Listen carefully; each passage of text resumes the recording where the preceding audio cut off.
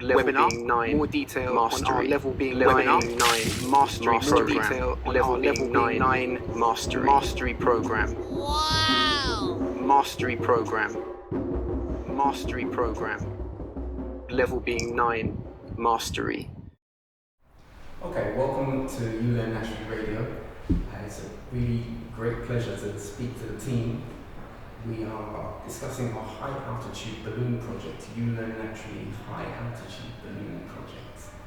And we've just done a presentation, a community engagement presentation overview.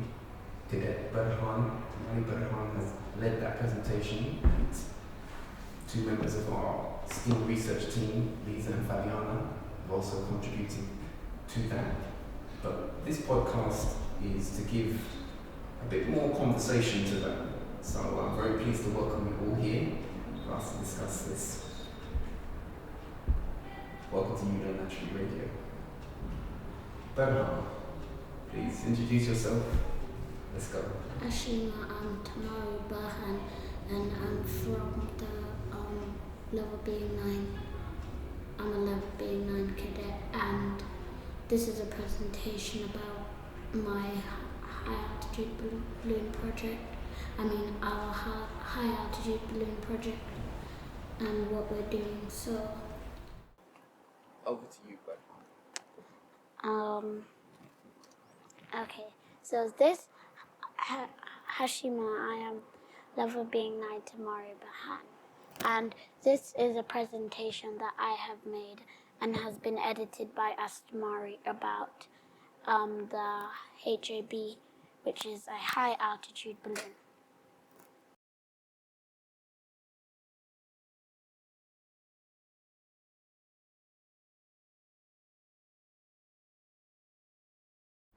Towards the triple darkness space probe.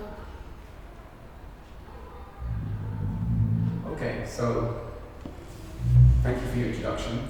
I'll just touch in on here to give more context.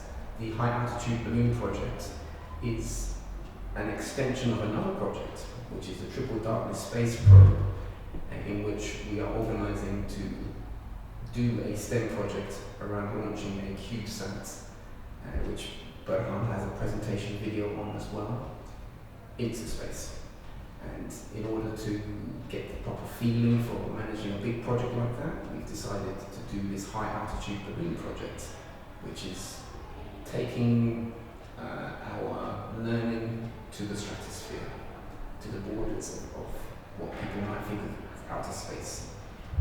So this is towards the Triple Darkness Space Probe. Berhan, please continue with your overview.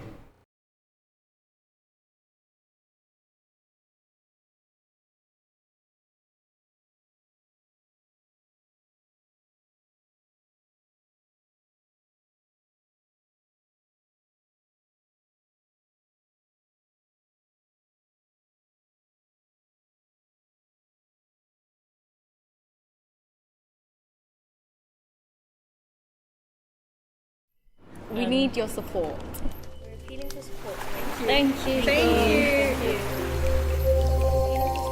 We need your support. We need your support. Thank you. We need your support. Appealing for support to raise money. We're appealing for support. We need your support. We need your support. We need your Thank you. Thank you so much. We need your support. We need your support. We need your support. We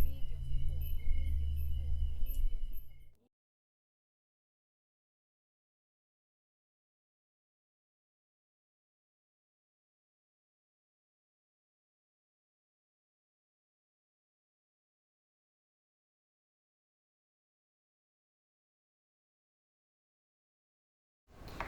High altitude balloon project overview.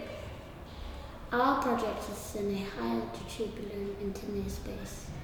This is a stepping stone to send a space probe into space. That is our main goal. Balloon. The balloons come in a wide range of sizes from very small to very large.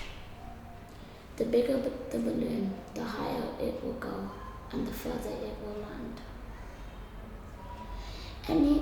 Once your balloon is above 25 kilometers, it will get good photos, and 30 kilometers is a good target.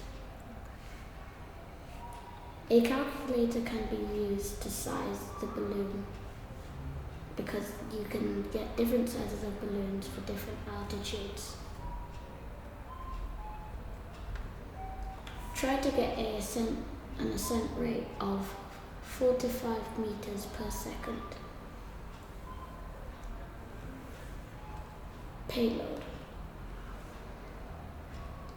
If you are making your own payload, use lots of insulation. 2 centimeters is good for heavy payloads. Protect your payload because it can fall on anything. Make sure everything is secure. Also, protect your payload from the cold. It is mandatory to put the tracker in the payload and connect the aerial to the tracker. It's advised you put your contact details inside the box and outside the box. So, Berhan, thanks for opening up with that. Those 2 points are very important. So you've begun by speaking about the balloon and also about the payload. And I think I'm going to just ask a few questions just to help our audience get a better sense of what we're doing. Have you touched the balloon, Berhan? Have you seen the balloon? I've seen the box. You've seen the box? Yeah, but I haven't seen the balloon. Why haven't you seen the balloon? Because if you take out the balloon, it can't be. You can only take it out when you're using it for flight. Because if you take it out twice, the balloon won't work as well. Okay. Why is that?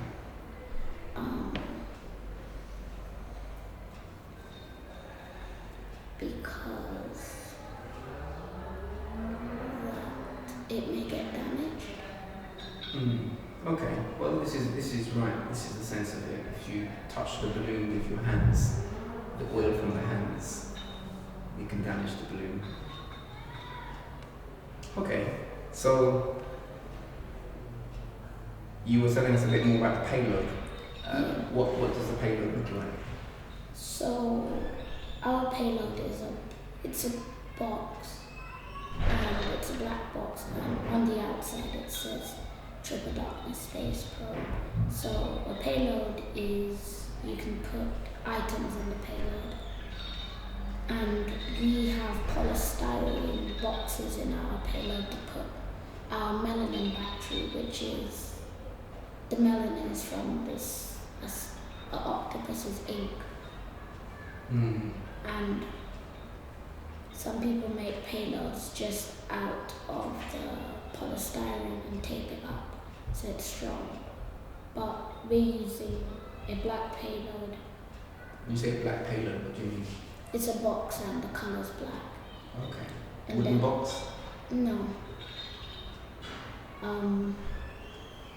It has a rough surface on the inside, on the outside, and then in the inside it's smooth. Okay. Well, from what I can see, it's a takeaway box, like one of those Deliveroo bags. Yeah. Yeah, it's like this black, and Okay. So, is there anything else you want to say about the payload, or what are your thoughts about the structure? The payload. The payload.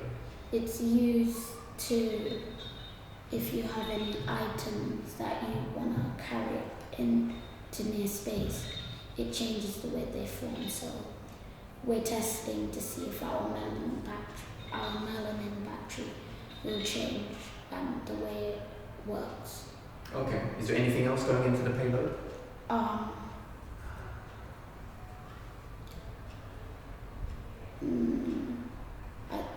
I think there is, but I'm not sure what it is. Okay. Well, I think we're going to hear a bit more about some more things that are going in the payload, or the testing of this battery, which is Yeah. that's a key part of what we're doing, setting this up.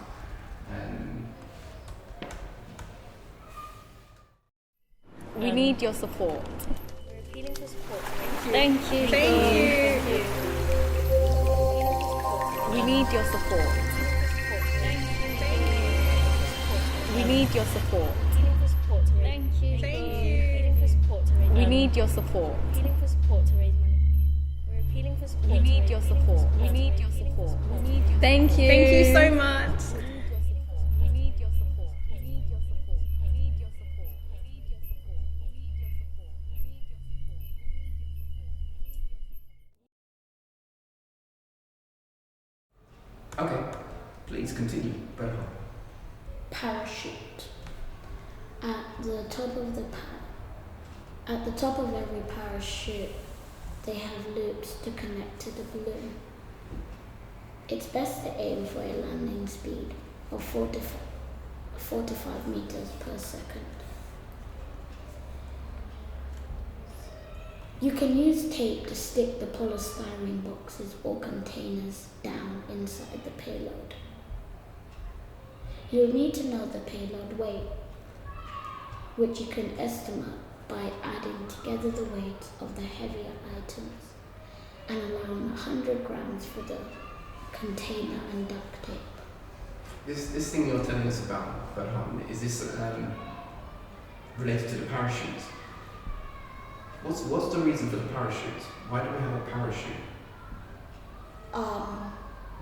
Because when the balloon falls, it's not taking the full impact.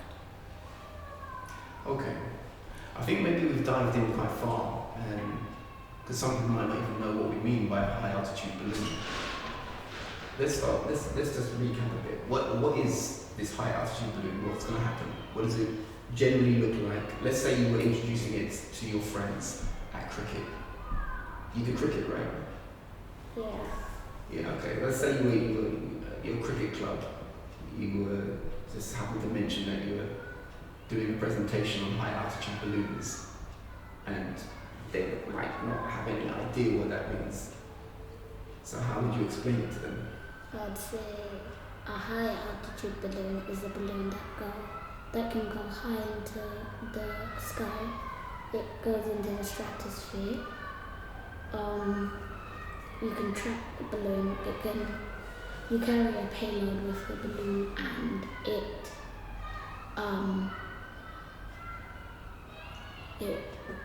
when you carry the payload, it has items in it that may change.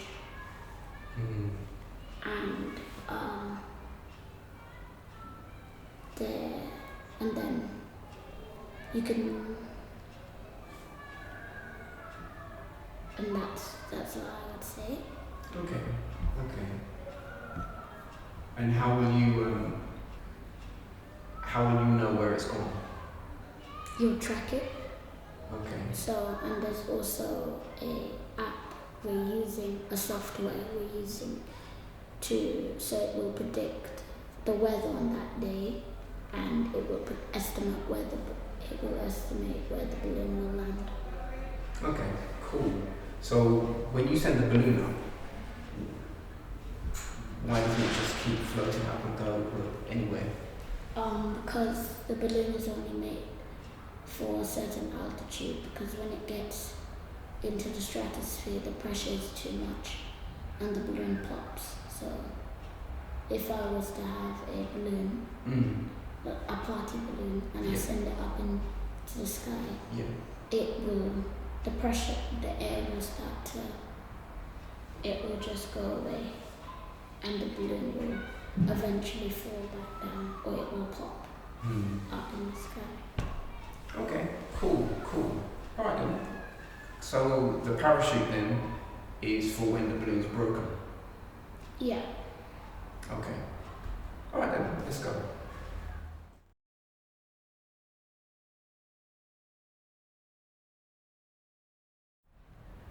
So they're radar reflectors.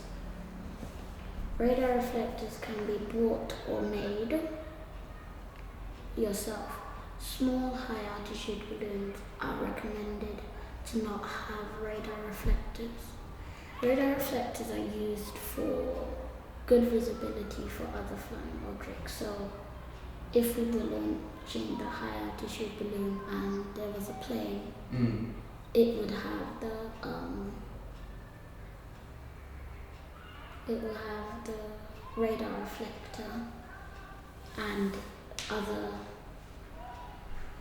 flying objects. So the plane would see it will shine the radar reflector, and then the plane will know, oh, let's turn, let's avoid hitting it. That's right. That's right. I mean, from what I see, the radar reflector, the idea of this is a basic level of being able to observe the balloon. Yeah. Because obviously, to launch a high altitude balloon, different permissions have to be gained, and agencies around air traffic are aware when people are launching balloons, so that they can help manage how things are flying or each other in the space. They know that there's going to be things flying about. Anyway, okay, cool. And we're going to make it. So what's your ideas about making the radar reflector? So the radar reflector, you can use cardboard. So 2 pieces of cardboard, and they have to be circular, and there have to be a hole in the middle of them so they can wedge in together, but you have to wrap foil over them. Okay. So that makes them shine in the sky. Okay, cool. Okay, let's go. Cord and connectors. We have bought extra cords and connectors. So such as 10 meters nylon, 2mm cord for blinds and DIY. Okay. Well, this is a cord. What does the cord connect then? I think it connects the payload to the balloon. Okay. Yeah, that's the basic idea. Between the balloon, the parachute, and the payload, there may be a need for extra cording. Although the parachute, as far as I see, has its own set of cording for that. But we have extra equipment, extra cording. Camera. There are lots of options for near space photography, but there are 3 main. Before you get to that, just regarding the cord, do you think the cord can break?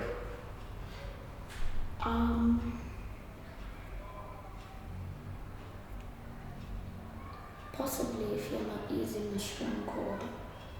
Why?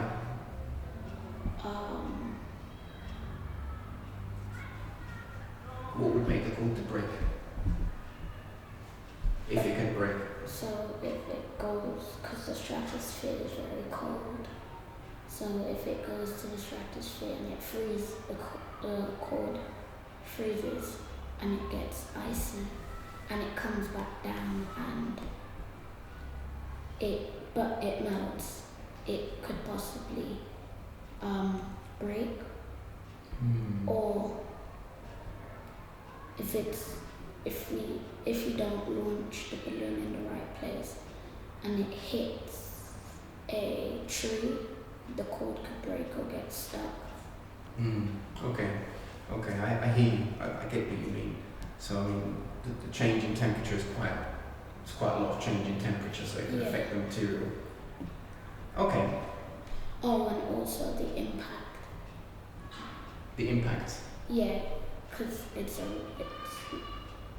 rough flight, and there could be stones in the air or sharp objects, like something that could make a tear in the string, and then it snaps. Well, I hope there's not lots of sharp things that are floating up in the sky, but yeah, there could be there could be something that it has the impact on. It could be. Okay, fine. And I think the basic point about the turbulence is a rough flight. Yeah. Yeah, it's just the roughness alone could be an issue. So we have a strong chord.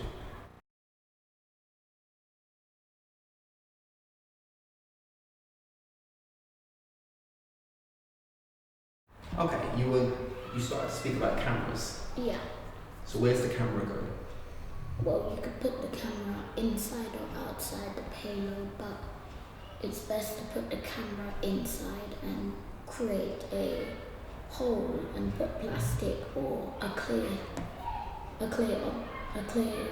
type of material so the camera can see outside, and then place it in ways that it won't shift. Or if you're putting your camera on the outside, it's best to seal it good so it won't fall, because it's a rough flight. Okay, so you've got some ideas about cameras. What camera are we using? Well, we're using a GoPro 7000, and you could use stills camera, which has a algorithm to take one photo every 10 seconds.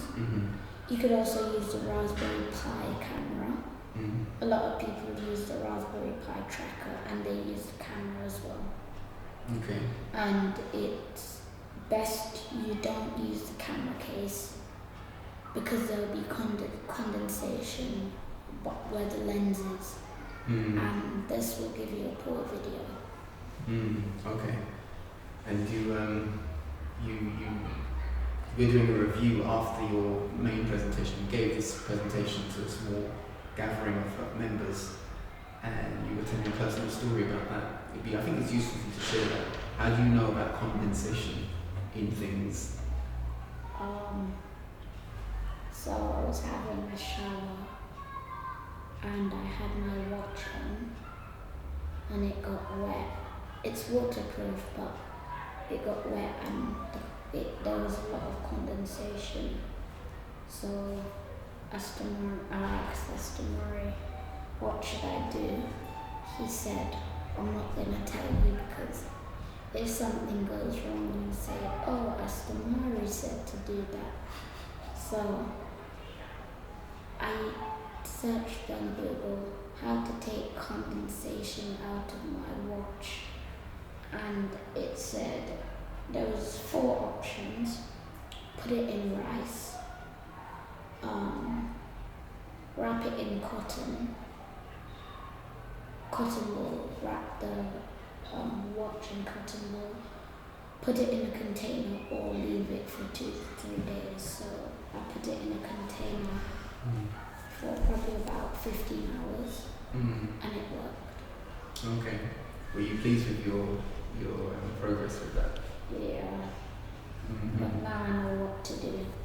It's good. I was pleased that you worked it out, because when you showed me your watch, it had condensation on the front of the watch.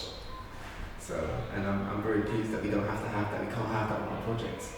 So I think it's really good that you did know about that thing. Okay. Anything else to say about cameras? No.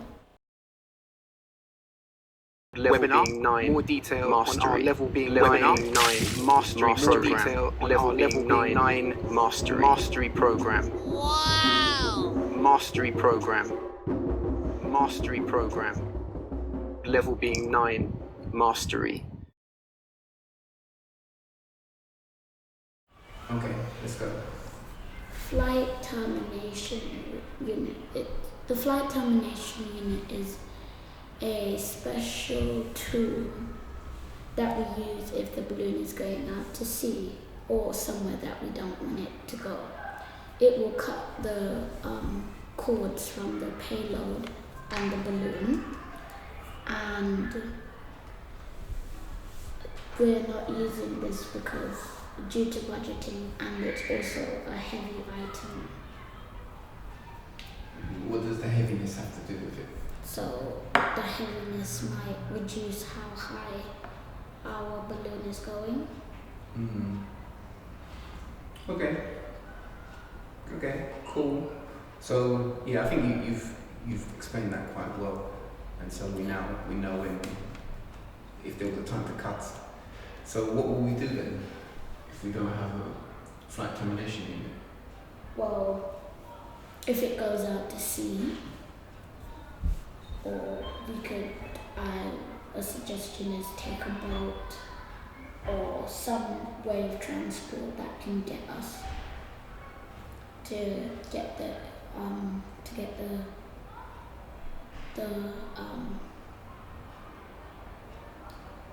payload. Or So we need to send you out on a boat to go and get it if it goes into the sea.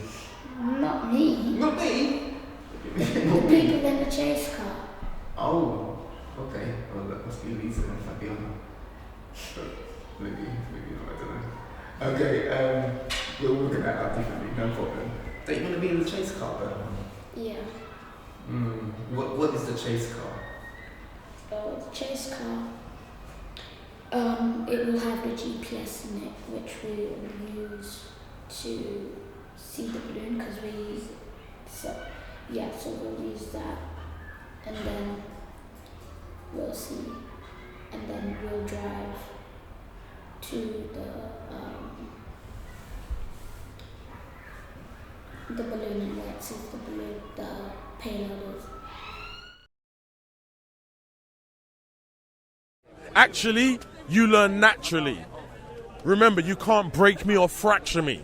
All you could do is try to Margaret Thatcher me, but ain't gonna happen. You learn naturally. It be John Zidi on the mic MC. Peace and love to everybody. One love.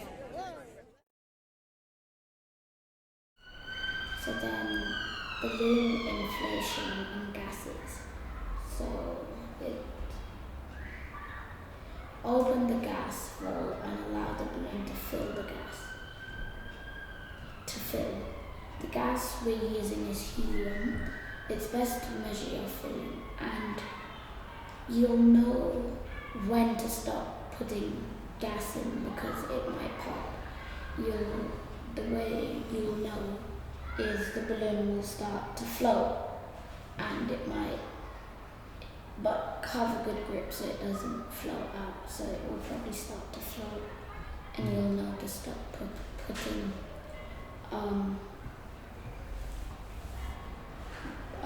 helium into it. Okay.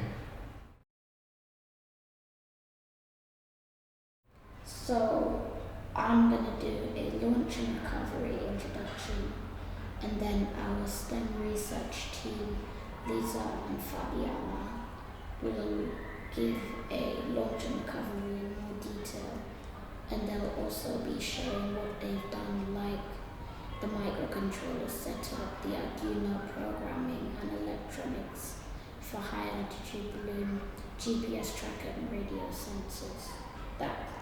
So, launch and recovery.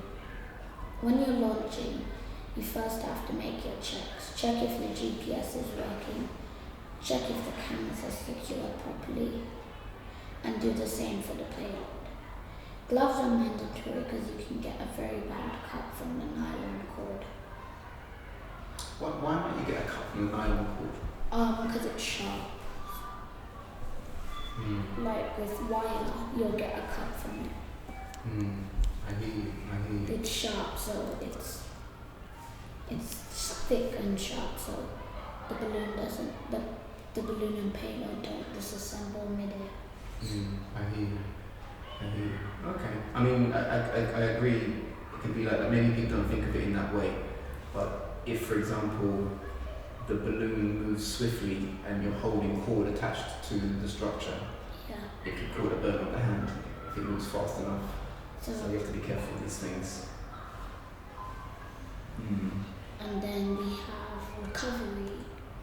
I think also, just to say that the gloves, because this was the thing you touched on before, the oil on the hands. Yeah. So what's that about?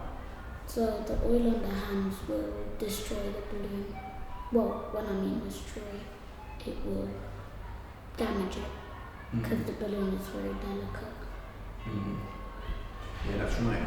So if you were to soil the balloon with just the natural oil from the hands, then that would cause a difference in the surface of the balloon and make it vulnerable to break at that place when it's under pressure. And it might not go the full height. That's right. We want it to go to the maximum height it can go, so it can handle all of that journey. Yeah. Okay. Recovery.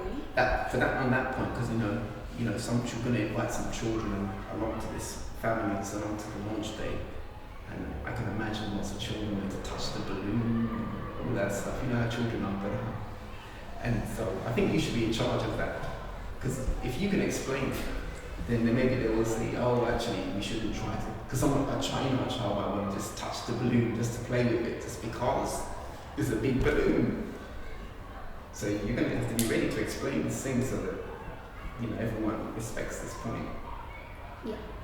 No, serious thing, because imagine if we get to the launch day and we inflate the balloon, and then a child comes and wipes their hand on the balloon like this, and you can see their fingerprints and maybe some sticky jam or something. Yeah, maybe. So we don't want that to happen. Anyway, continue. Tell us more. Recovery. So what we use to track the balloon, we're using a GPS tracker and a radio transmitter. The STEM research team will tell you more about that, because the GPS tracker stops working at a certain height. So when it stops working, the GPS tracker, the radio transmitter will be there. So when the balloon is landed, the signal will stop. If you do not have a final position, then finding one is your main task. Drive to the last known location of the payload or go to the predicted destination. And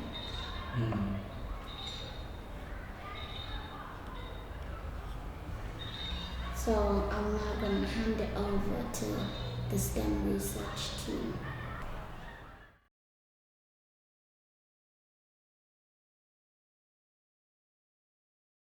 Close it. No, close it. Because it doesn't take it. Put it in and take it with the hand.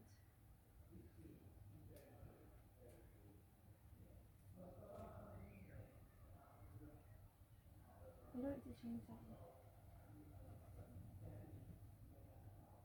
Yeah. Because it doesn't recognize it. Yeah.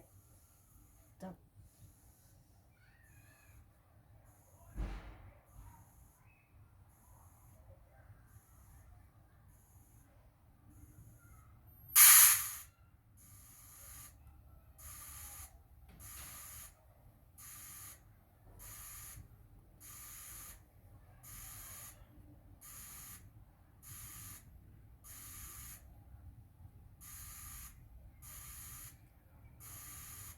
Okay. Give me a wave then, please. Oh. You have to lean in a bit because it's not seeing you. Oh. Yeah, that's it.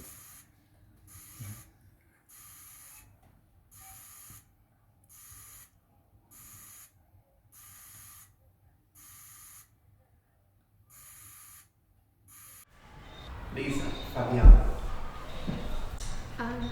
Hello. Hi, how you doing? I'm doing fine. Good. My name is Liza, and I'm an assistant of a research team for the high altitude balloon. And Hi, I'm Fabiana. I'm also in the research team, STEM research team. And we will talk more deep in the programming of the high altitude balloon, more technical part. So we will start with the microcontrollers. We're going to be using Arduino, radiometrics, and our microcontrollers. So Arduino is an open source electronic platform based on easy to use hardware and is a software as well. And we use Arduino boards to be able to read inputs. So for this project we're using Arduino Mega. We also have the GQRX. Say that again? The GQRX Okay, GQRX, right? is an open source software, and it is used to receive the signals coming from the radiometrics. And we also have the radiometrics. The radiometrics is basically the important part that will give us the signal. In fact, when the balloon will go up in the atmosphere, it will give us the information and the signals, giving us the position, the altitude, the latitude and the longitude of the balloon itself. And obviously these signals are not understandable just by itself. We need other softwares, and GQRX is one of the softwares that we will use. GQRX is an open source software, and we will see visually the impulse given by the radiometrics, but it won't work by itself. We will also need DAWRF. DAWRF is also another software that will translate the impulse seen in the GQRX, and it will be translated in words, understandable words. And Before you continue, thank you for sharing that. Thank you for the introduction, and I know you've got some more things to say. I think it's useful for me just to jump in and explain a bit more context to your relationship to the cadet program. So as Berhan has introduced you as our STEAM research team, STEM research team, I'm saying STEM for simplicity, science, technology, engineering and math, but we actually say STEAM. So STEAM is bringing the art into that. And so you are part of that team, an ongoing team, helping to support the development of the project, bringing technical engineering background. This is your backgrounds in engineering, science and engineering. And we appreciate the way you've engaged with this project. Now, the thing I really wanted to emphasize is that in the things you're doing and the things you're now speaking about, these things, part of your objective as well as doing it is to translate the learning inside of it so that facilitators like myself and other teachers can help the cadets to have an easy way into the learning that you are engineering or you are working through. So I just wanted to just put that in the mix of what you're saying. Please do continue with your introduction, your detail on launch and recovery, the technicality behind that. As Fabiana mentioned, we are using radiometrics, and the radiometrics, on our previous research on radiometrics, we found a research document from a university in Spain called Alcalá. They mentioned how they used radiometrics in their research, and how radiometrics helped them to get the wanted results. Instead of them going all the way to Antarctica, they can see it all the way from where they are. And this shows that we are using a high quality a component on this project. Do you report the reference number for this chip? The reference number? Yeah, for our chip, the radiometrics chip.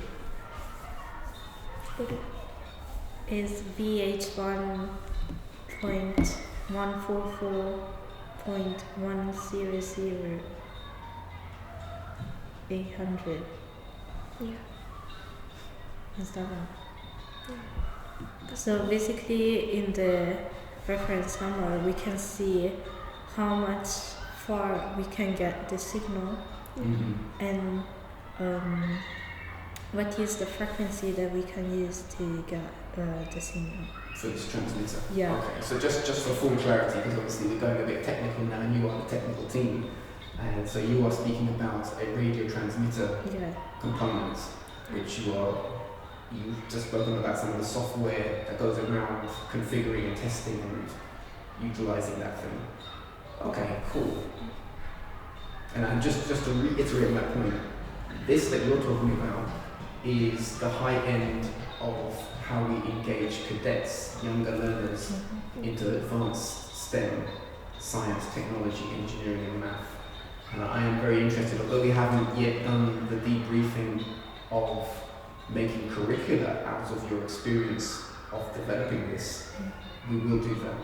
So I'm pleased that you've been able to document the process that we're using. I'm sure you're going to tell us a bit more about how you document what you're doing and how you manage the task of making this work. Yeah. Okay. We bought a functional area for the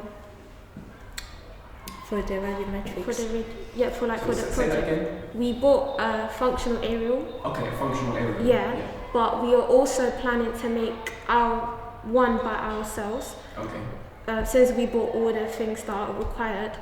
So, since we're doing this, we need to be able to know how to actually make an antenna from scratch. Right. And yeah. Good. Well, that is good, and we value that. How are you finding this experience? I didn't give the broader context. You are young people advancing yourselves in your career as engineers, developing as engineers and scientists in that way. But I know that this is quite a new learning in regard to the front line of this kind of work. How are you finding it? It's really cool because we have the possibility to apply what we learn theoretically in a book, but we have the possibility to make it real by applying it and actually trying new challenges and not just limiting us by just learning it, but actually applying it. Good. This is the idea. Any thoughts, Liza? I like the idea how it's about aerospace engineering. Since I'm interested in it, I get to see the more technical ways to do things. It gives me the idea of what I can do if I'm able to go to aerospace university. Okay, good. Well, I'm glad that you've managed to get yourself in that position where you are exploring these things at this stage. It will set you up nicely for that career. Okay, so you were saying, do continue.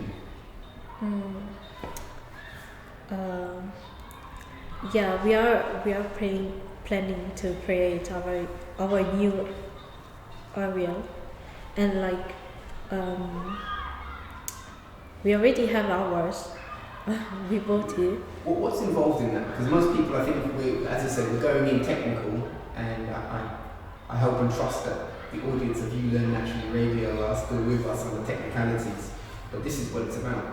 To give more context again, this project is managed by Abundance Centres UK Development Trust. We're a learner cooperative focused on STEM learning, STEAMed up learning, and STEM plus the arts, and specifically the LB9 Mastery Program is part of the Black Open University program. So we're using African-based pedagogy, creative approaches to learning to engage in the math and the science. So yeah, we have to go technical. Often I get the question, people ask, what about the regular things? Often we're working with families doing what's called home education. I would call it family-directed learning or independent learning. What about the things that the young person needs to learn in school? But obviously we are clear between us and our team, cadet and research team, that this thing that we're doing is much more advanced than, let's put it practically, It's more advanced than the cadet would do in any standard school for his age, and it's more advanced than you would do in your college life. But you have learned things that you are able to apply, which gives the foundation to do such a thing. So this is our point: push forward more advanced ways to do things with ambitious projects. It is ambitious, but it's doable. Can you see that it's doable? Do you think it's an achievable thing that we're doing? It is, because we are also learning new skills that will actually be more useful in a working world, like in a working space, where you won't be helped by your teachers or somebody that are teaching figure, but like you have to apply your own knowledge you already got. That's right. I mean, this is the big difference, and I commend the both of you for being at the front of the team for this, because this situation, more context, the challenge that you're working on is one that has held up this project over a few cycles, a few opportunities to do the launch. We've needed to resolve this particular engineering task, and you have made significant progress in doing that, and it does require solving things that are just not, it's not a one tutorial just to watch and just do this thing, or for one person just to say, how do you do this thing? It's something you have to explore different options. There are many ways to solve the problem or to configure this setup, and I'm clear that you have entered that problem-solving space, which is engineering. This is the root of engineering. So, yeah, great. And you doing that as mature learners and researchers in the team is the best example for a cadet. This is why our level 9 cadets, level 9 mastery, because in order to master GCSE, you have to think beyond it, and this project is beyond it. So then it puts the cadet in the right context for mastery of that thing. So this is how we're doing it. You learn natural radio. So there's more to say though. I interrupted you. Oh, me? Well, you were in a kind of flow. I just sort of jumped into that. But tell us more. Tell us more about the launch and recovery technical details. You've got more technical details. I mean, I think the last point you were making, you were talking about you were referencing another university's use of that radio chip. I mean, I found that significant because it's, as you said, it's a high caliber technology that we're using, and it's nice to see people with like that kind of advanced utility of the same thing that we're using, and how they're approaching using it and the value for it and the possibilities in engineering and what it can do differently. It's good to see that. Yeah. Okay, anything else to say? I think there's a few more things to say. Maybe.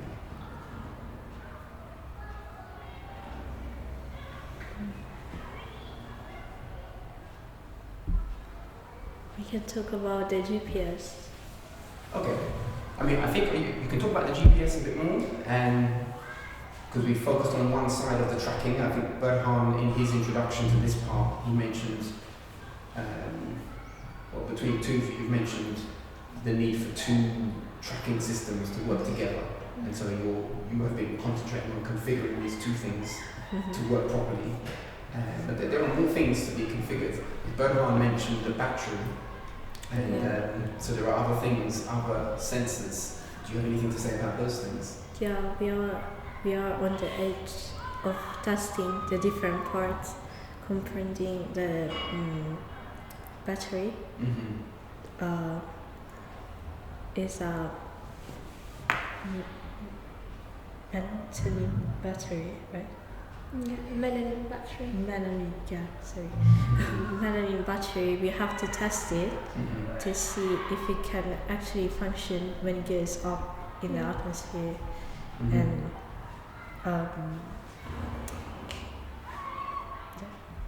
is, yeah. What's significant about this battery is that the melanin comes from a squid liquid, which has a high amount of melanin, and yeah, like Fabiana said, it's going to be tested out. That's our next motive to do. Yeah. Good. And just to give more context to that, some people, that thing we just said may just go over their head, but for those who heard what was just said and realise that that's a very significant thing, we have developed a melanin battery based on the work of Dr. Herrera, who demonstrated through his research paper that using cuttlefish ink, which is basically squid's ink, which is predominantly melanin, using this in a battery structure, you can generate interesting effects, an interesting kind of battery. And so we've built on top of that idea and his research, and built the battery and tested the battery and seen that it does work. And now we want to see if it works in different positions in relation to the Earth, at different heights away from the ground. Does it have any difference? It's a curiosity that a level being 9 mastery cadet has to have, this kind of curiosity and the opportunity to exercise it with a project that is doing new things. So this thing we're talking about is a new thing. There isn't anyone else that's done that thing, or not published on that thing. So when it's done, we are doing new stuff. And yeah, and just a little bit more context. The battery testing in the high altitude balloon is a pre-testing to the same battery being in the CubeSat. Putting it into the CubeSat, which will go to a much higher altitude, requires more advanced technology, more resources, and I'm expecting that based on the quality of how we do this thing with the high altitude balloon, that we will be able to secure the funding and support to do the CubeSats. Previous generation of cadets, hail up to Janae and to Amanai and to Kaif in particular. This previous generation of cadets did a lot of work on the high altitude balloon project and the CubeSat project in terms of some technicalities around it, including budgeting as well, working at the budgeting to launch the CubeSat. And so we've resolved that we should do something that is a stepping stone towards it, that can be like a proof of intent and a proof of concept in terms of the battery, but it's something further to explore with this thing. But yeah, it's coming together nicely. Okay, so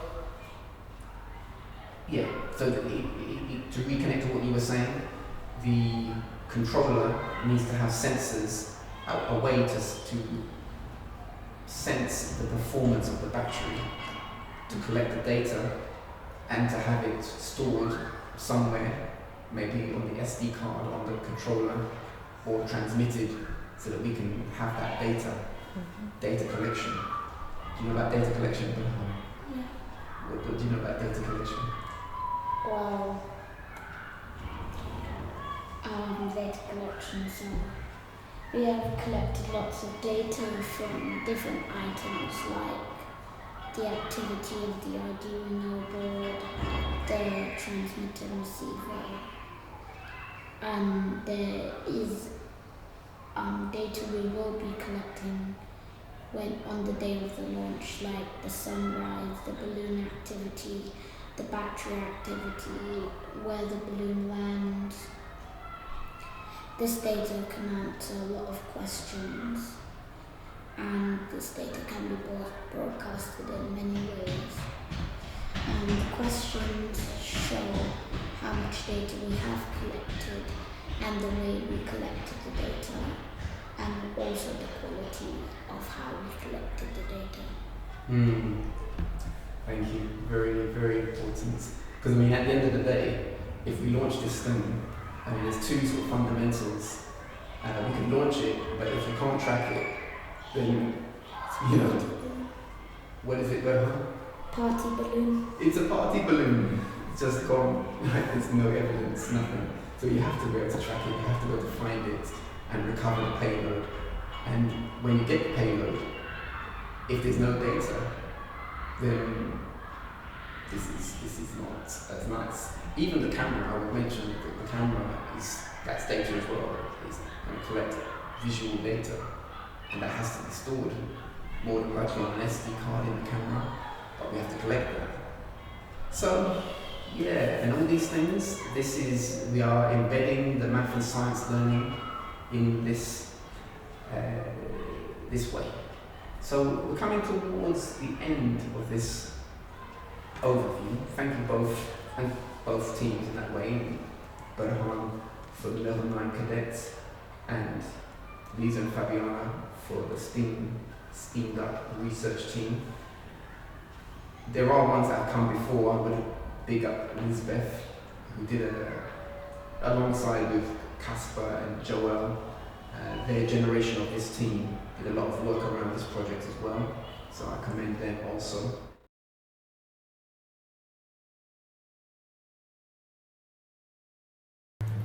My name is Lisbeth and I'm a science student in a local college. I'm doing work experience with over 80 members in Abundance Center. My team is helping the cadets of Black Open University.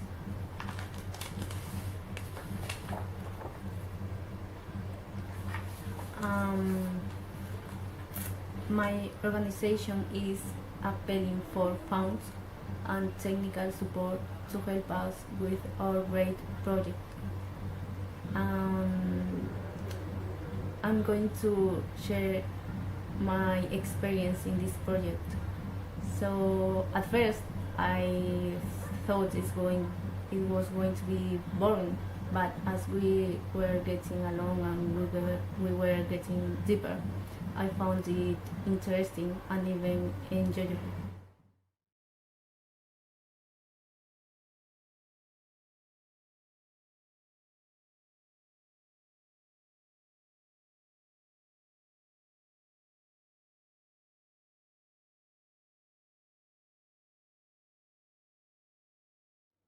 My name is Samira and today I am in the Chestnuts Community Centre, headquarters for You Learn Naturally Learners Cooperative, and I am joined today with Janae. Party. So Janae, I hear a balloon and parachute is involved. Can you tell me a little bit about this? Yes, so we send a parachute balloon into the stratosphere. We've already bought the weather balloon, which is foil sealed, and we've got the parachute. That sounds very interesting, Janae. And I'm sure there's some sort of cameras and GPS and sensors involved. Any comments on that? Yes, so to inflate the balloon, we need to put helium because it's lighter than air. You could use hydrogen, but we find helium works better. So for sensors, we've got temperature, altitude, and pressure sensor. We've purchased these as well as an Arduino kit, which will connect them together.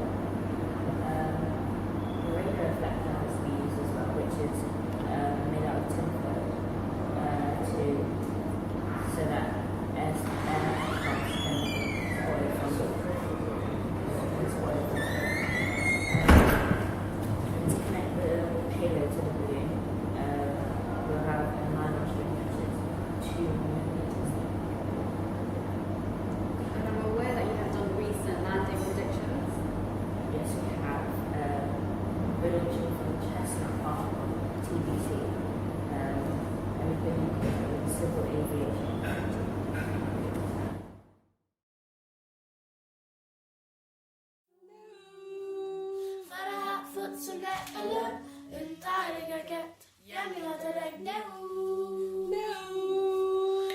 You learn, I learn, we learn with you at You Learn Naturally Radio, your #1 station for holistic education.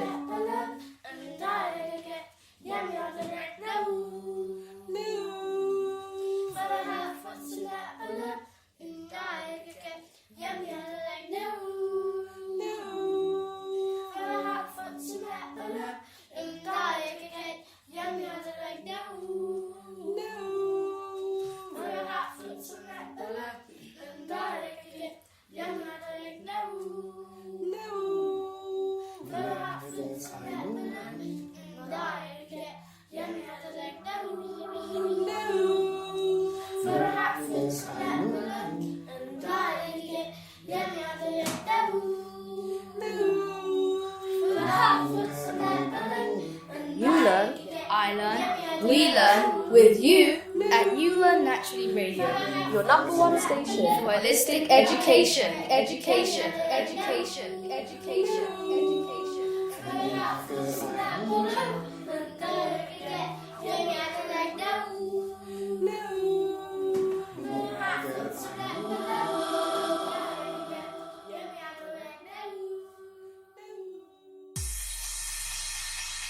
You learn, I learn, we learn with you at You Learn Naturally Radio.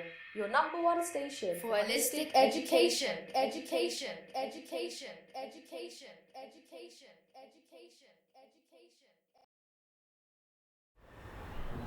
I will just take a moment just to touch on a few things around kind of broader project management. We are concerned about building community engagement around the project, so that's part of the purpose of this podcast, so that communities can hear in more detail what is happening and get their own children or young people involved.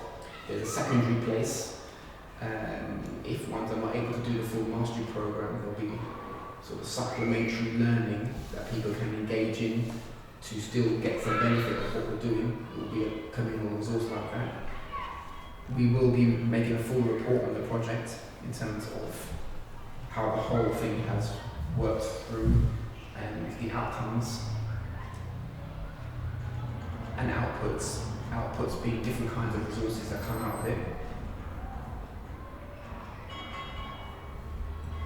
The broader project, which is the Triple Darkness Space Probe, this one, as I mentioned, needs quite significant resources. And generally speaking, to attract significant resources, you need to have good general public engagement. So I'm also hoping that this project will allow us to open up a much broader public engagement. And I think some people know that we are developing a centre, community science lab centre in Tottenham, over the road with capitalist housing and small seed funding through the British Science Association that incubates the preparations for that.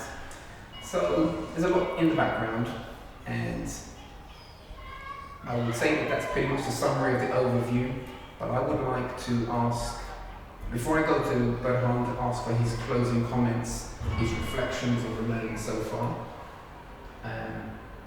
I will just ask you again, Fabiana and Liza, is there anything else you'd like to say about what we're doing? Any other thoughts, differently from just giving you the specific thing you've worked on? Anything else you want to say about what we've done or what you're experiencing?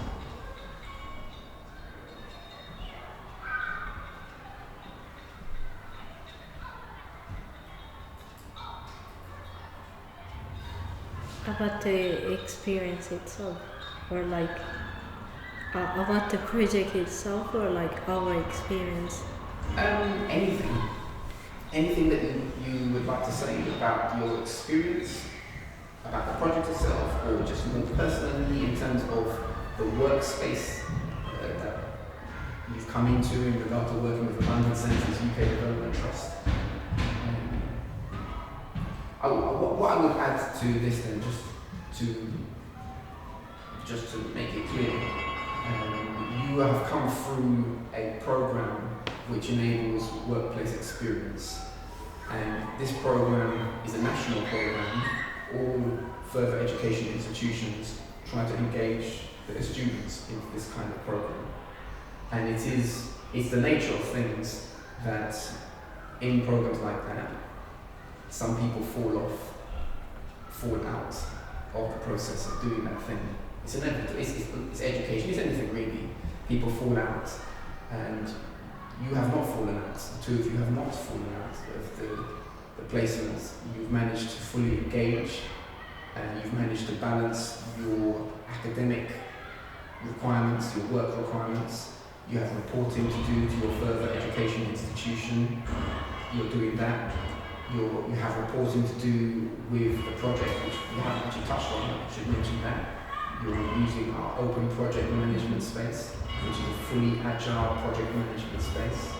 We're using our internal messaging system to communicate with others in the team differently about the thing we need to do. And so you know, you're managing things, you're managing your time.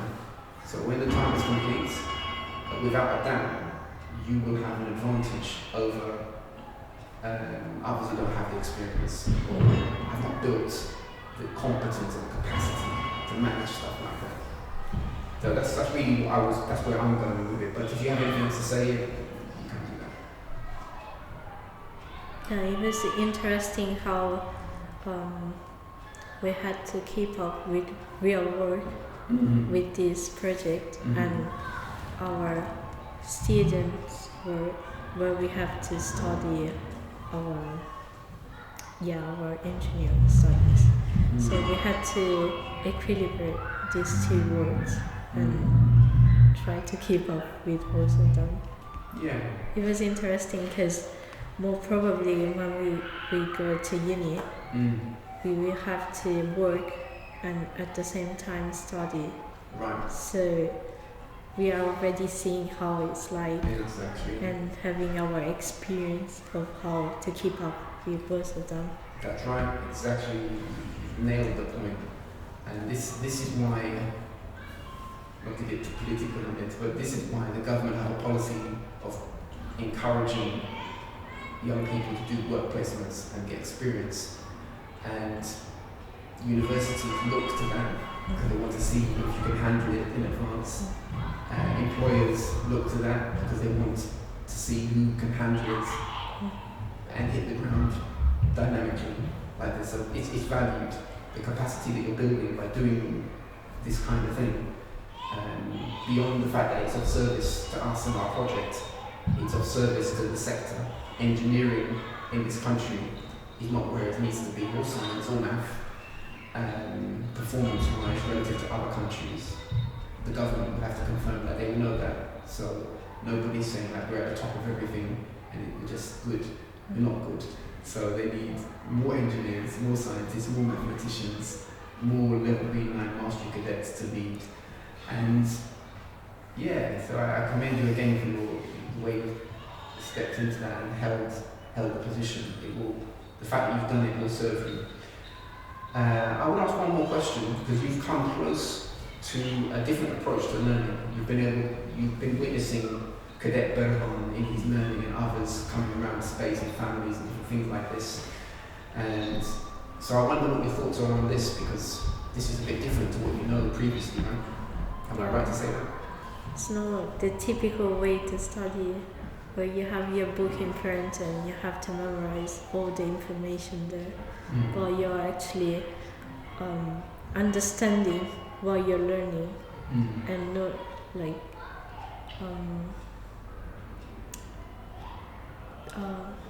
how do you say that, like sit back and just take it in, but you actually get in the challenge and be part of that.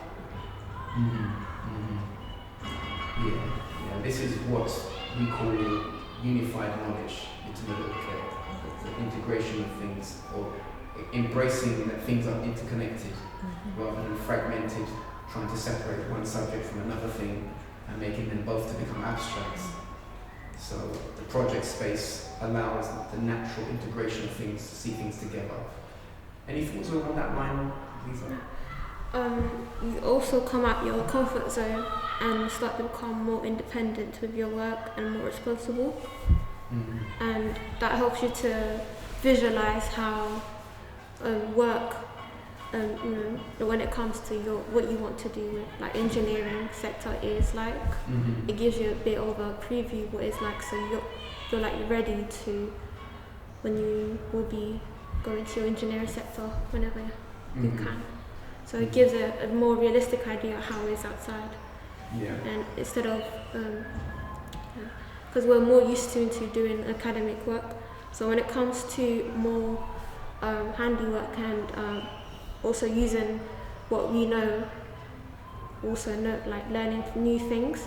Each time we encounter a problem, that helps us to gain more knowledge, so we can apply that on our next project or school time, either university. Definitely. I mean, I don't want to overextend our podcast, but I mean, I'm present that you have gone into such things as command line working in terminal, which you didn't have experience of doing that thing. You've been using the whole Arduino environment, the coding language of that. This is new, so you've gone into that, which in itself opens up many different types of microcontrolling space. And using the coding, the environment, the development environment, the fact of using that as a tool, you're going to find many other kinds of development environments, and they will look familiar to you because you've experienced one of them. And I think the critical thing is to face a problem that no one appears to have an answer to, and just move into it, and to cut down the problem and deduct and deduce the possibilities until you get to it. And you've done that. You've made significant progress across several areas of challenge in terms of improving our readiness for the launch. Okay, I'm going to ask the facilities manager, Russell King, just to spend a moment with us. He's not here at the moment, so I need to go and get him. And he was at the first presentation led by Cadet Berhan, and I just want to hear from him his thoughts. It won't take too long, just give me a moment, let me get him, and then we'll wrap up our podcast.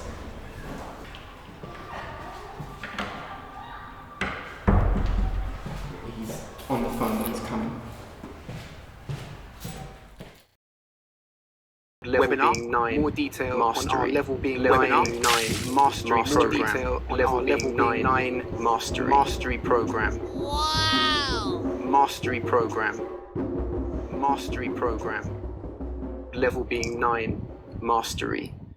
I'm pleased that the college would view abundance centres with the good standing that much larger organisations would have with their workplaces. I'm pleased that they would, and I get that feedback from some of the handlers that work with you regarding how they experience working with different employers.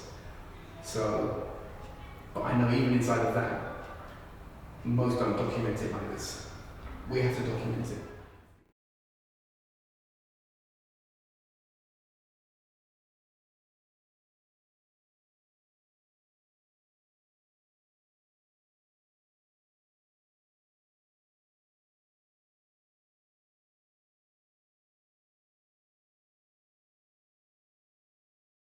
Berhan, I haven't done your reflections. Yeah.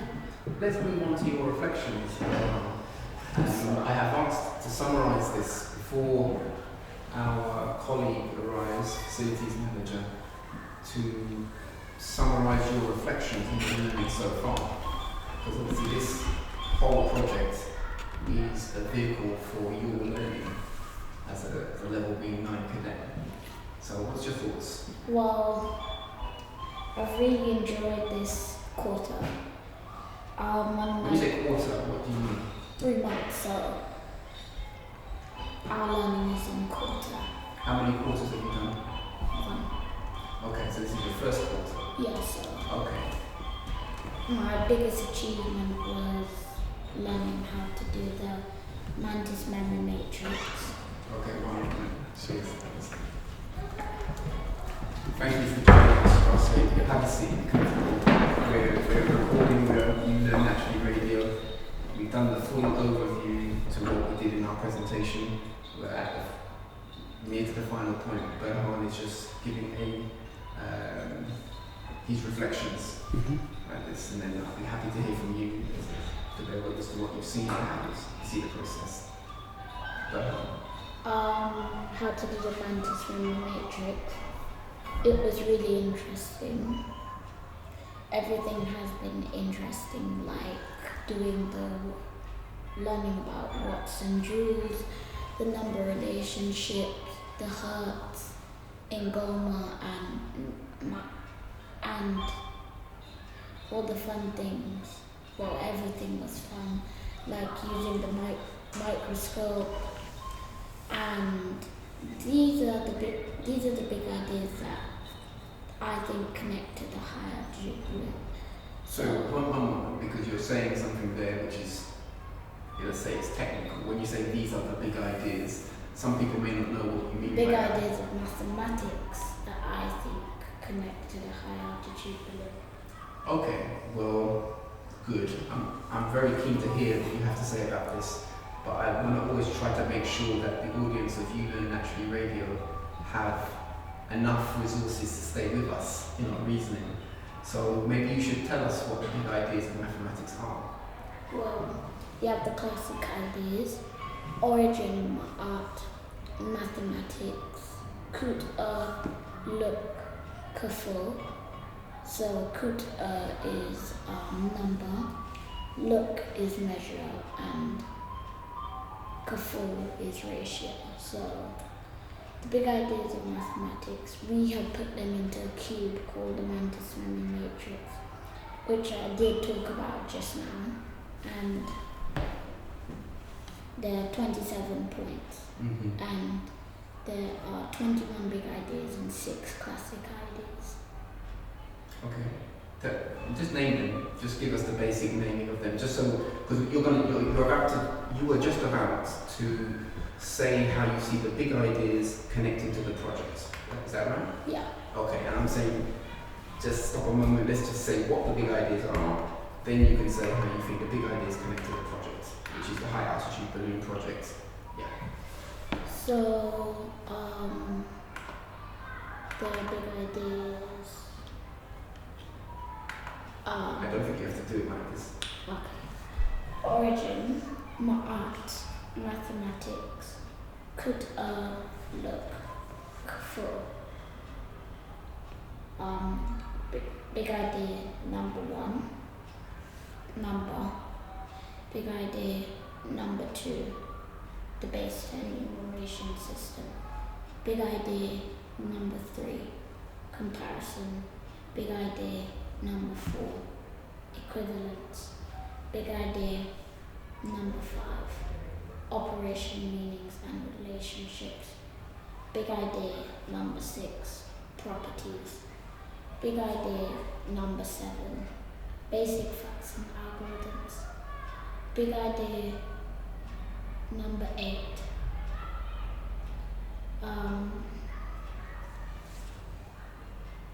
estimation. Big idea number 9,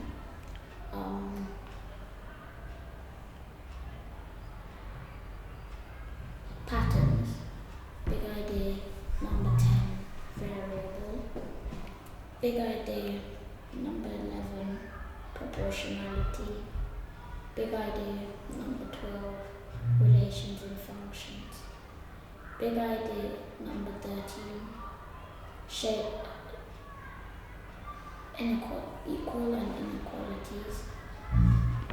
Big idea number 14, shapes and solids.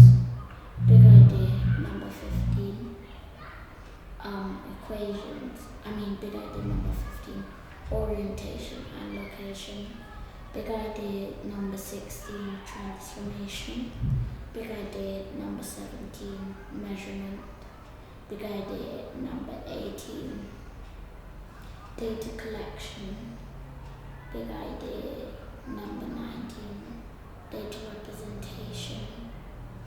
Big idea number 20, data distribution. Big idea number 21,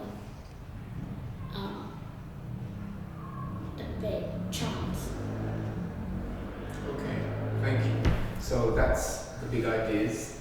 This that you have just said, you have learned them, you've learned them by heart, and you have them in a structure. Just tell us a little bit about the structure, then let's summarize what we're doing. It's called the Astehmari matrix. It's a cube which you can put the big ideas in. Okay, how many points are in the cube? 27. Okay, fine. And do you know how to place these big ideas in that cube? Yeah. Okay, so do you know where each idea is? Yeah. Okay, fine. So let's go then. So you would just now, you can tell us, because I'm very interested in how you see the connection between the big ideas and the learning that you're experiencing around the high altitude balloon project. By the way, just for more context, we've been given context in this podcast. Is this the only project that you're involved in?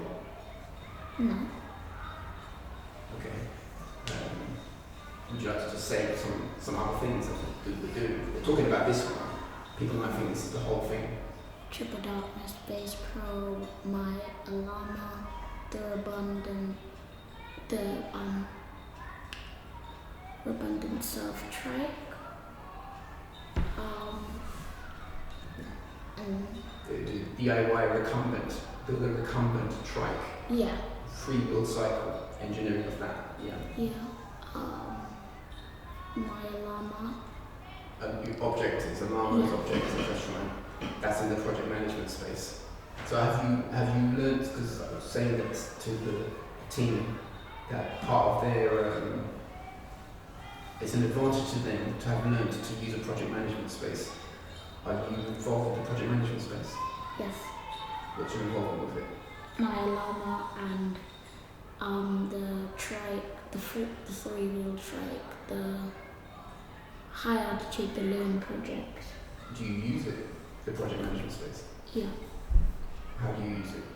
So you can put down tasks or objectives that you want to do, all projects, and then you could keep a record.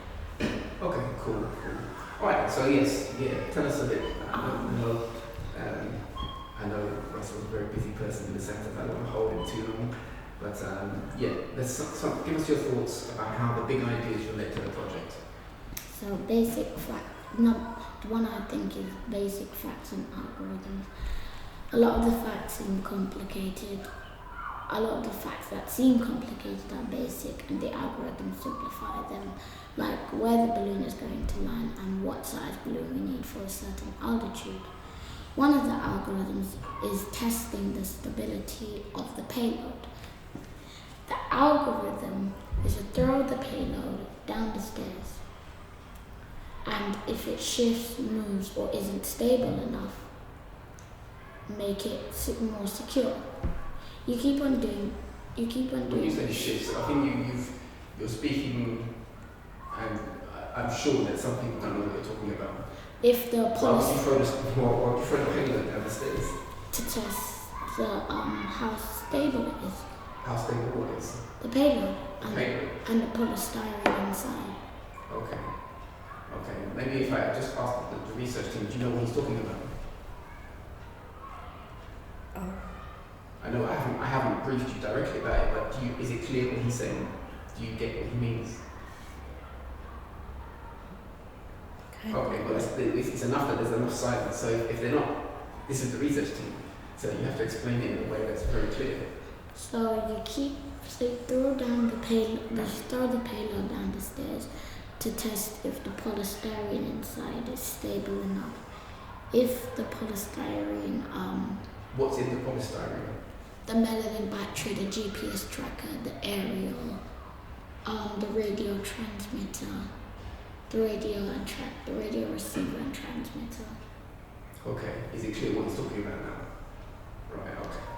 So you throw it down the stairs. See, this is the thing, isn't it? Because you see, your part of it, like, we throw it down the stairs. This is the fun part of it, I think so.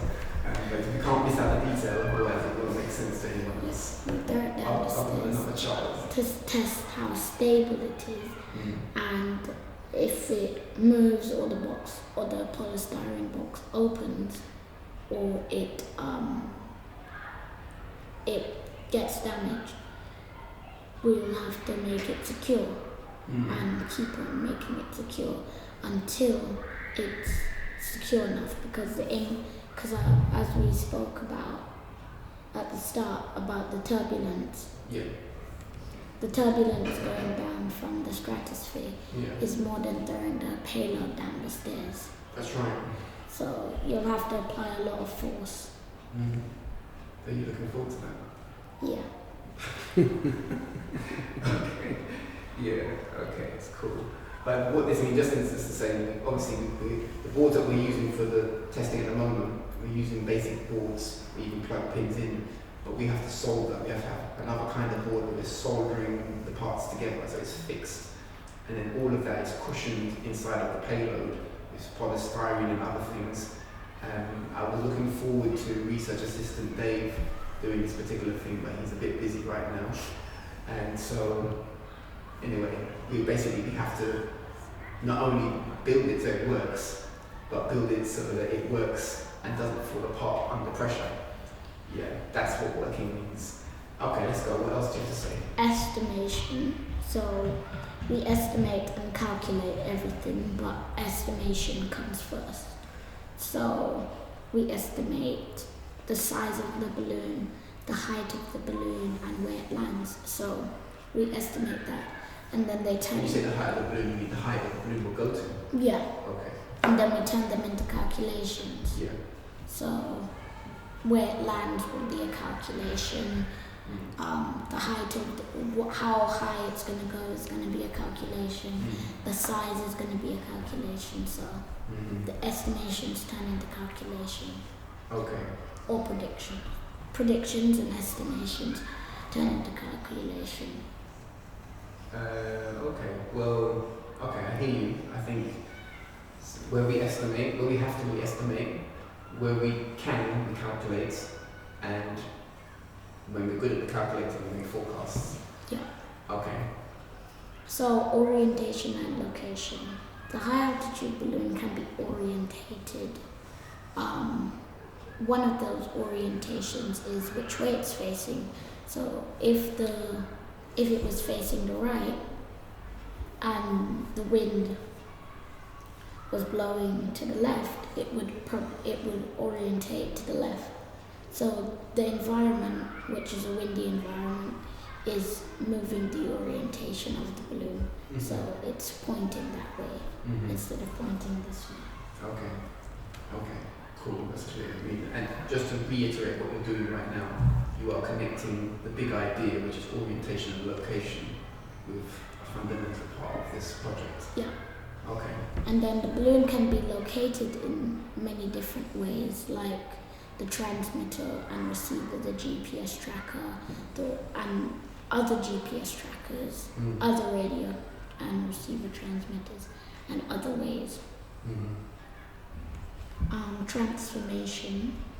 The objects inside the payload, like the melanin battery, will possibly be transformed in different ways in terms of how it works and in terms of its activity. These transformations can be also recorded digitally and mathematically. It just occurred to me, I mean, maybe it was when you were thinking about just to say the expansion of the balloon is going through this transformation. Enlargement. Thank you. Okay. Because transformation, 4 principles: enlargement, translation, reflection, rotation. And this is what we was working on at the end of the quarter. Yeah, that's right. That's right. Data collection. We have collected lots of data. Just to say that with the balloon and the transformation. So in that way, it's enlarging, but we've got to take it to a point where it enlarges beyond to the point where it can't enlarge anymore. Yeah. And that's actually our objective. We're trying to get to the greatest point it can get to, and all different estimations and calculations juggled well, it will get high enough to get to the edge of the stratosphere with a nice GoPro camera. Yeah. Okay. Anything else? 2 more. Yeah. Go Data collection. We have collected lots of data from different items like the Arduino board, the transmitter and receiver, such as their activity, and there are things that I did explain this before. There are things that we will be collecting data for in the future on the launch day, like the sunrise, because we're going to launch the balloon early in the morning. Why are we going to launch it early? To catch the sunrise, so that's data we'll collect. Okay, so when you say that, just to be clear, so we're going to launch it pre-sunrise. in order to catch the sunrise. So when it's in the air, the sunrise will be gone. Okay. And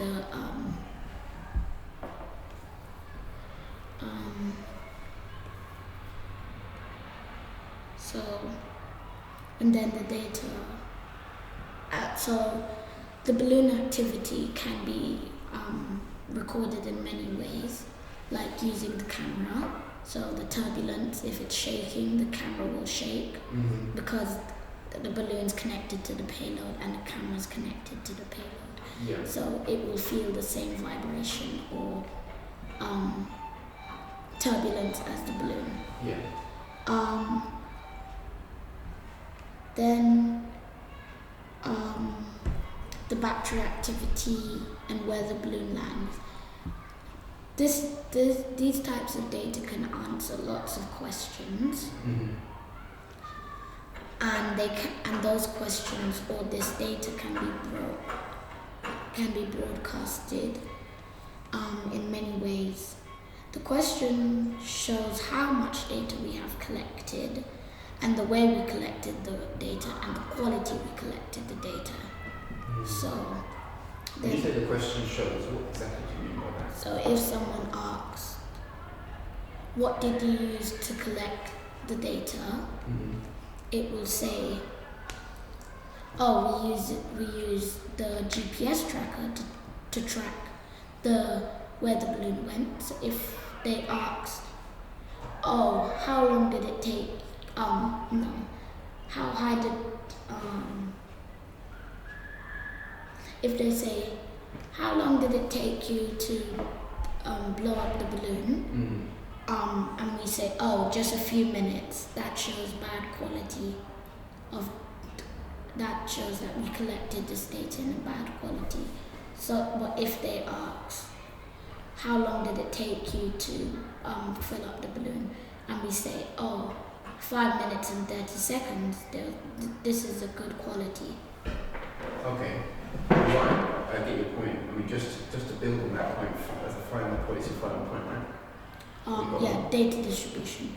Okay, well, just to build on that last point, the quality answer to that would be that you give the time it took to fill the balloon and the pressure that you were putting the gas into the balloon.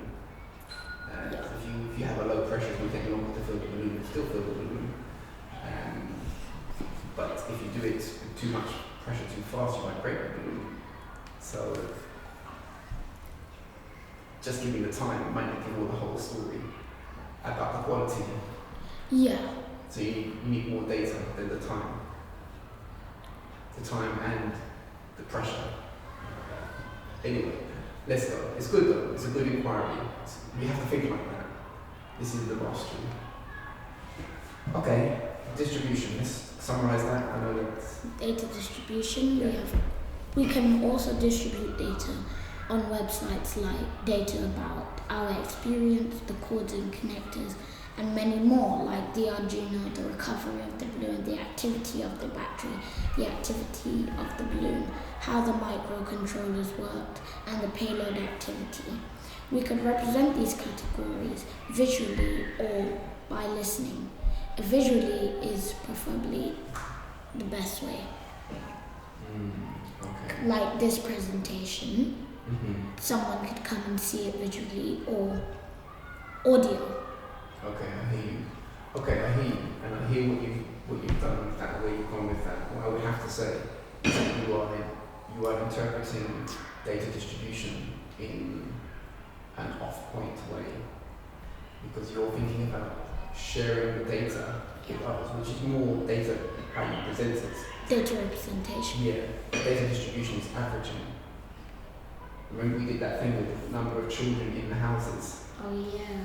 Yeah, so that data distribution is that. So you're speaking to a different point when you say what you just said. Can you see that? Yeah. Okay. Can you correct it? Yes. Okay, so data distribution can be like that. We can average how much data we're putting, or average how much. We could average it in different ways, like the balloon averaging the amount of gas we need in the balloon. Because, for example, if we have launched a balloon 5 times before, the same exact balloon, the same size, and the pressure is 120 on the gauge, it goes up to 120. We could say, oh, this time it will be 120 because we've averaged that. We've launched it 5 times. It's always been the same. 120 is the right number. Okay, thank you so much. Webinar 9, more detail mastery. On our level being webinar 9 mastery program. Detail on level level 9 mastery program. Wow! Mastery program. Level being 9 mastery. Okay, Russell, thank you. Thanks for inviting me. Yeah. Yeah, you honored us by attending the graduation presentation. Berhan gave this presentation in a more formal presentation space, using the training facilities of the road, and we had a small delegation of people present to that, and you kindly attended to the 2-part presentation. Sure. So it'd be fantastic giving you a sense of our project. You've seen other level 9 projects, cadets, our level 9 mastery cadets here, and you've seen what Berhan is doing, and any thoughts you have about what he's done specifically, and generally. Well, yeah, again, first of all, I mean, thanks for inviting me, and it's been fascinating. You're absolutely right. I've seen other cadets come through the program. I've got to say the level of reasoning, the depth of analysis has been, I'm going to say surprising, because it's not something that we're used to. Yeah, I think that the presentations given the other day by Berhan and is it Liza? Yeah, I really enjoyed that. I've understood the nature of the high altitude balloon project. We've been looking forward to it as staff for some time, and we're trying to hold it down, but we're quite excited actually. So you would expect a delegation of staff to be here early hours of the morning to watch it go with the atmosphere. I mean, I'm going to be honest from a centre's point of view. What goes on in the building. This is tremendous. This is really. This is a valuable asset to how the building is being used and what goes on in the building. I think it's fascinating to know that young people can be working at this level. Yeah, I'm not a scientist, but I can pick up at the level of calculation that is going on to understand how to take the payload up to the level where you expect it to disintegrate, as it were, and then be able to track where it's going to land. That's the kind of discussion that people had when they're talking about rockets and space programs. My little understanding of early space programs was exactly that. They had to track the trajectory of these things as they came back through the atmosphere and then they land. And to know that there are students doing that at this level in this building, that's fascinating. Yeah? I particularly like the level of, or the depth of knowledge that was being expressed at the graduation. Students thoroughly understood the subject and they were able to not just recite things from memory, but there was a level of reasoning where people could question, and there was to and fro in an exchange that showed the depth of understanding that was within the project. That was, and there were some tricky questions in there, and they were handled very well. I've been even more impressed with this session, where I've seen how the model, the 21. The 21 big ideas, 27 points in the cube. Yeah, how that now interacts with the projects. I hadn't seen that connection before. Yeah, and I can see how students are learning. It's within a context. These are not just two abstract things. There's a connection there, and that's impressive. Okay, thanks. And I'm glad you picked up that and highlighted that point, because part of the what I want this podcast to serve as for families is a clarity about how the education is done. Because people often ask, it's okay, we're doing this thing, it's a creative project, it's fun, it's adventurous, but is it the stuff you're supposed to be doing in standard system schooling? And the reality is it's beyond. It's way, way beyond that in terms of academic achievements, developing the capacity for academic achievements. It's advanced to that, and his ability to hold the big ideas in that way. Well, I've been to colleges, and most college students can't do that. Let alone secondary school or primary school, obviously. So, and this is a foundation to how we're doing it. And I'm really hoping that families who know they need a better way can perceive it. Yeah, no, I think something's important as well. It's important to make the distinction between what some people may perceive to be an alternative way of learning, as opposed to what is a better way of learning. And I think that's important to stress. And if I were a parent of school-age children, it's something that I would be very interested in learning more about, particularly because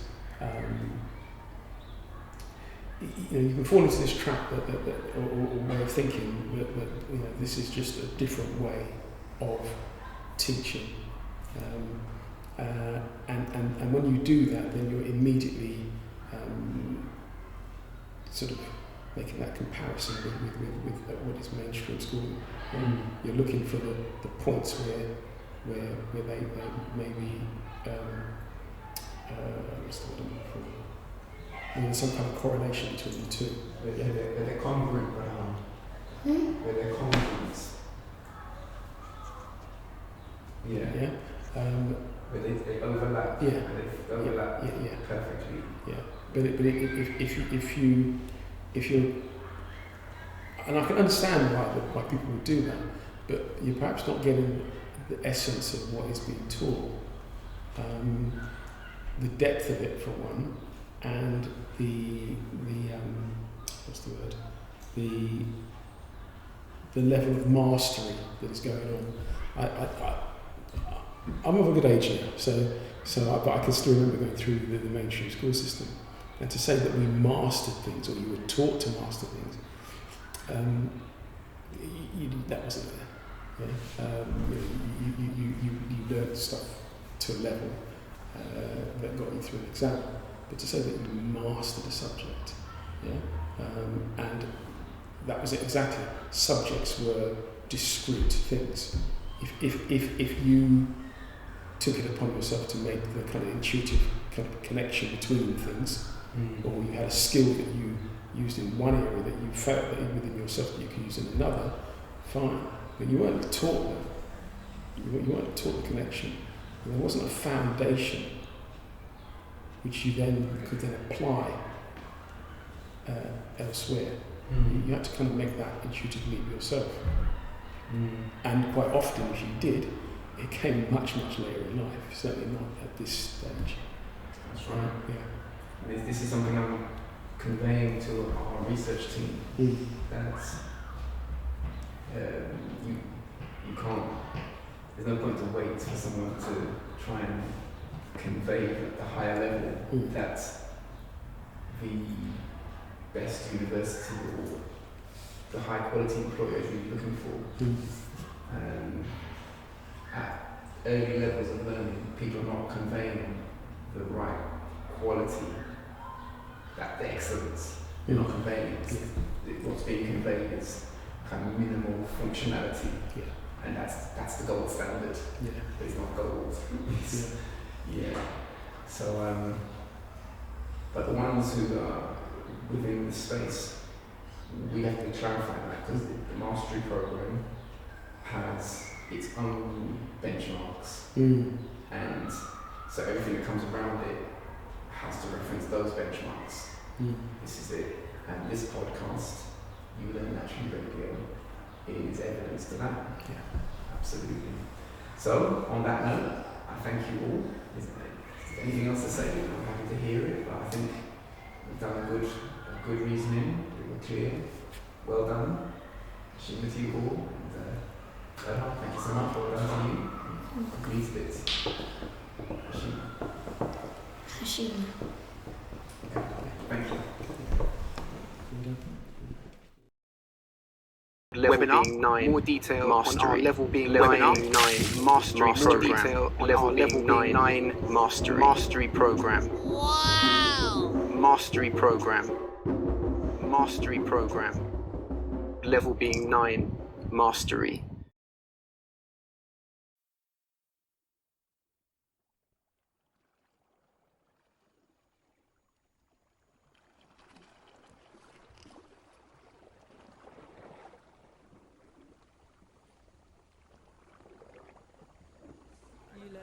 Radio. You Learn Naturally Radio. You are, I am, we are enough, and together we learn naturally, together we grow naturally, and we start building like chlorophyll does in plants, and we fuse and we infuse and we keep developing, and we take the nurture from the waters and from the rays of the sun, and we keep growing. Yes. You Learn Naturally Radio. Yes. You Learn Naturally Radio. You Learn Naturally Radio. You Learn Naturally Radio.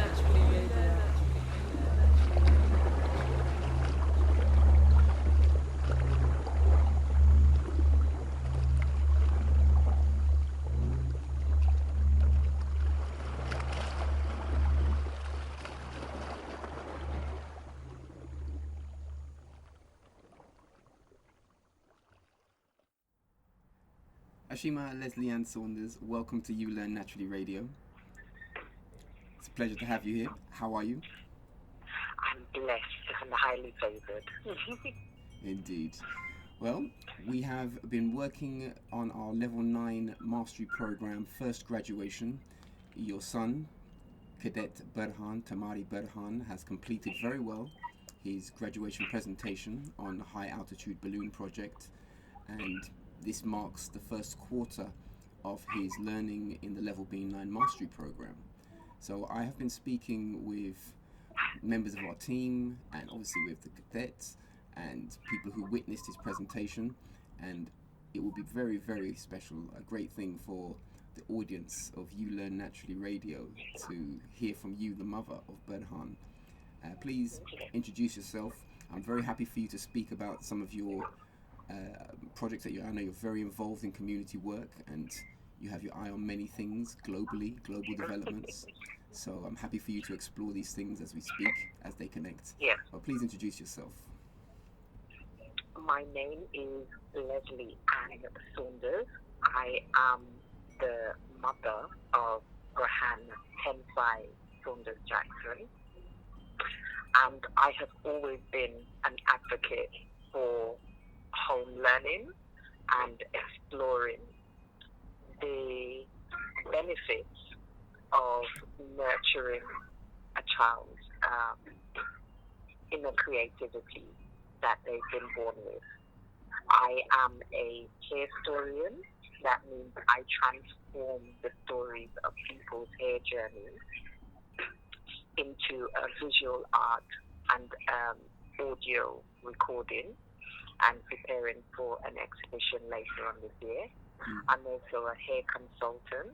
I specialize in supporting women to transition to natural hair and the benefits of the products that exist in nature and how they can be accessible and be used by women and men and children.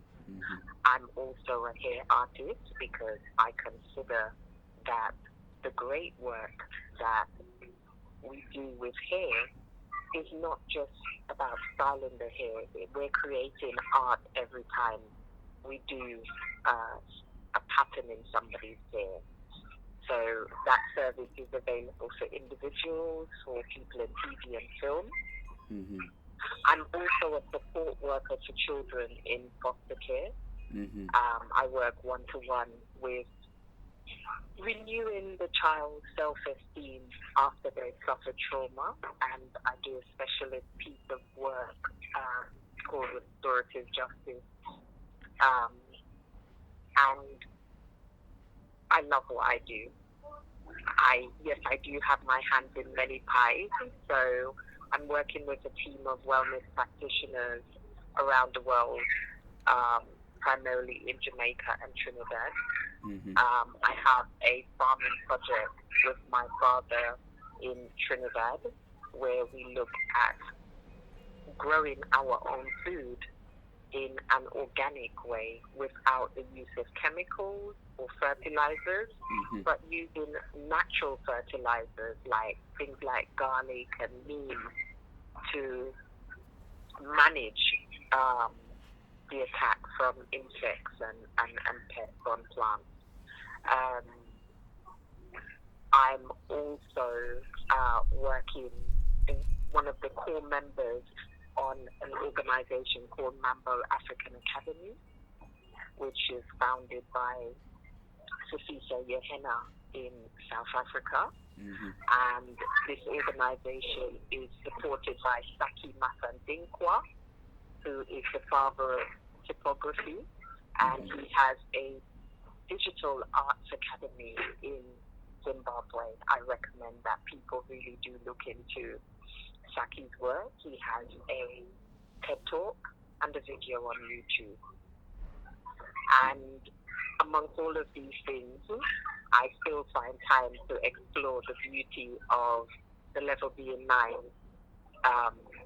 program. I have to say at first, I experienced the benefit of doing the pedagogy and doing the hair structure course before, and my son was doing the preparation for mastery course. That's right. For nearly 2 years. Some of our very dedicated listeners will recall some past podcasts when we were speaking from that position. So yes. It's been a while since we've been on the show, so it's good to touch base again. Yes. So our decision to commit to the Level 9 course wasn't something that we decided yesterday for today. And I think that's quite important for parents to understand, that the parent needs to really embrace the commitment that is involved and really understand what's the foundation that Level 9 sits on. Yeah, the pedagogy is the foundation. Absolutely.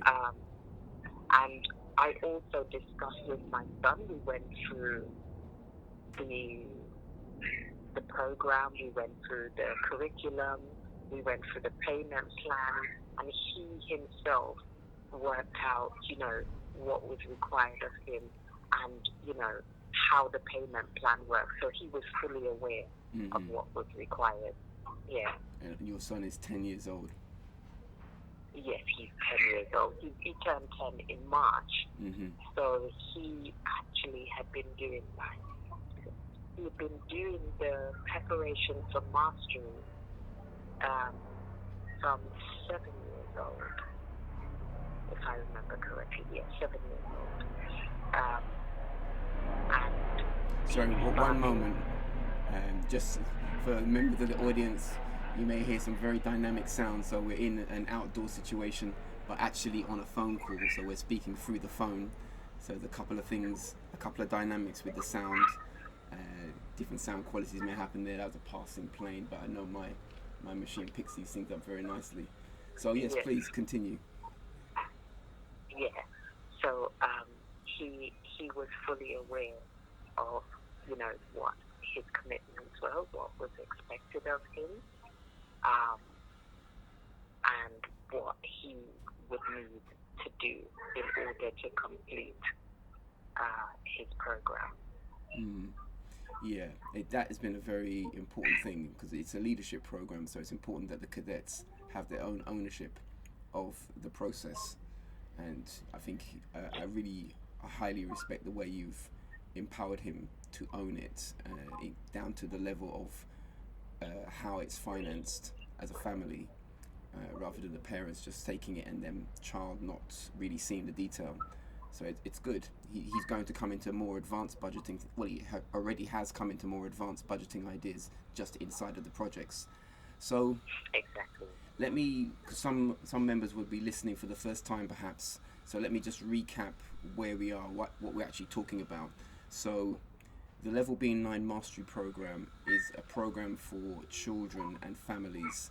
It engages unified knowledge as an approach to education, which in simple terms is STEM plus the arts. So it's science, technology, engineering and math plus the cultural arts. We're grounded on African cultural arts. We have a range of cultural arts that we use through years of development to teach advanced ideas of math and science. So this is Unified Knowledge. The Level 9 Mastery Program and the Level 9 Preparation for Mastery Program are programs for family-directed learning or independent learning programs or homeschool. I don't really enjoy the term homeschool. I think it confuses people. People think home learning is much better. Yeah, home learning. I prefer family-directed learning. I was speaking with Berhan about this as well. But these kind of terms, as a community, we should discuss them and what it takes to do it, how we can work together. Part of the model for abundance centres, which is the main host of the program, is to work as cooperatives. And this specifically is coming through the Black Open University, which is part of Abundance Centres UK Development Trust. So that's just context, and obviously there are other resources to hear more about the program. Let's get to it because Berhan has just completed a quarter of learning. We set out with very clear objectives at the start, and the rest of this podcast will be introducing some of those things. But how have you experienced it? How have you experienced his approach to it, his development in it, your experience personally in regard to what's happened, the actual graduation event itself? Give us a sense of these things. So, and overall, I want to zoom in on the leadership title that you speak about.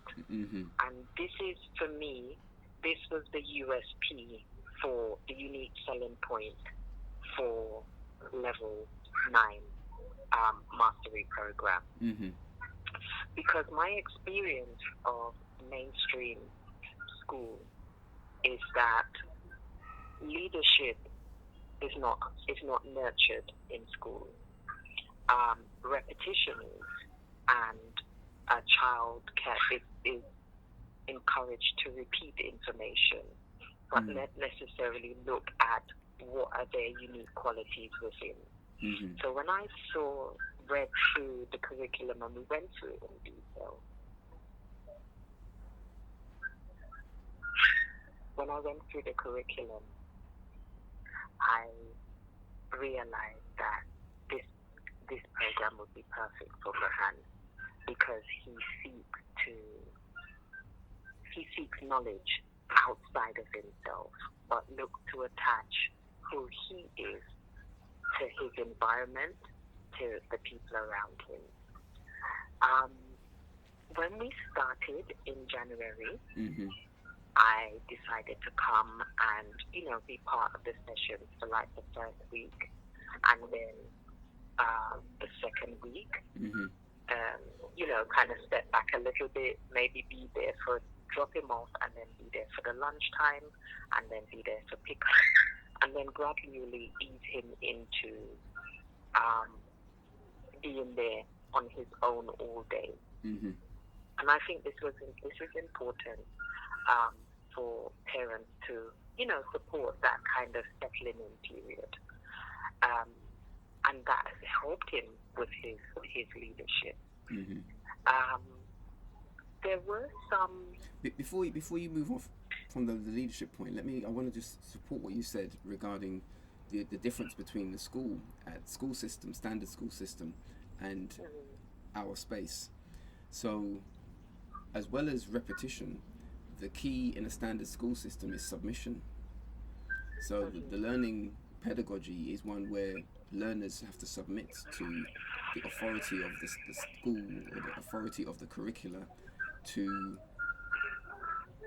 develop, and there is little space for them to input into shaping the learning path or moving beyond certain specifications. If they are able to do that, there's very little room in a standard system. That's the whole point of a standard in that way, and we're completely different from that. And in regard to leadership, he has been able to stand in his personal leadership in regard to personal leadership in the learning situation, but there's broader principles of leadership around community development, family development, and what those things mean as a cadet. We orientate our learning to these points. So leadership is a very broad idea, because the cultural arts are martial arts. So there's a vast range of self-discipline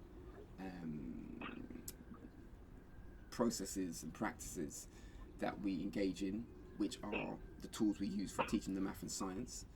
And inside of that, there is leadership in terms of peers, seniors, other groups of cadets and learners. Leadership, even I think, in terms of the word leadership and the mastery program, the thing that I find enjoyable most personally is when the cadet is realizing they have a leadership role relative to our staff. In regard to our staff teams, we have research assistants and business administration teams that come through work placements through our local college. And when those more advanced learners enter our space as staff, they're connected to the cadets in a way where the cadet is part of a leadership of their work.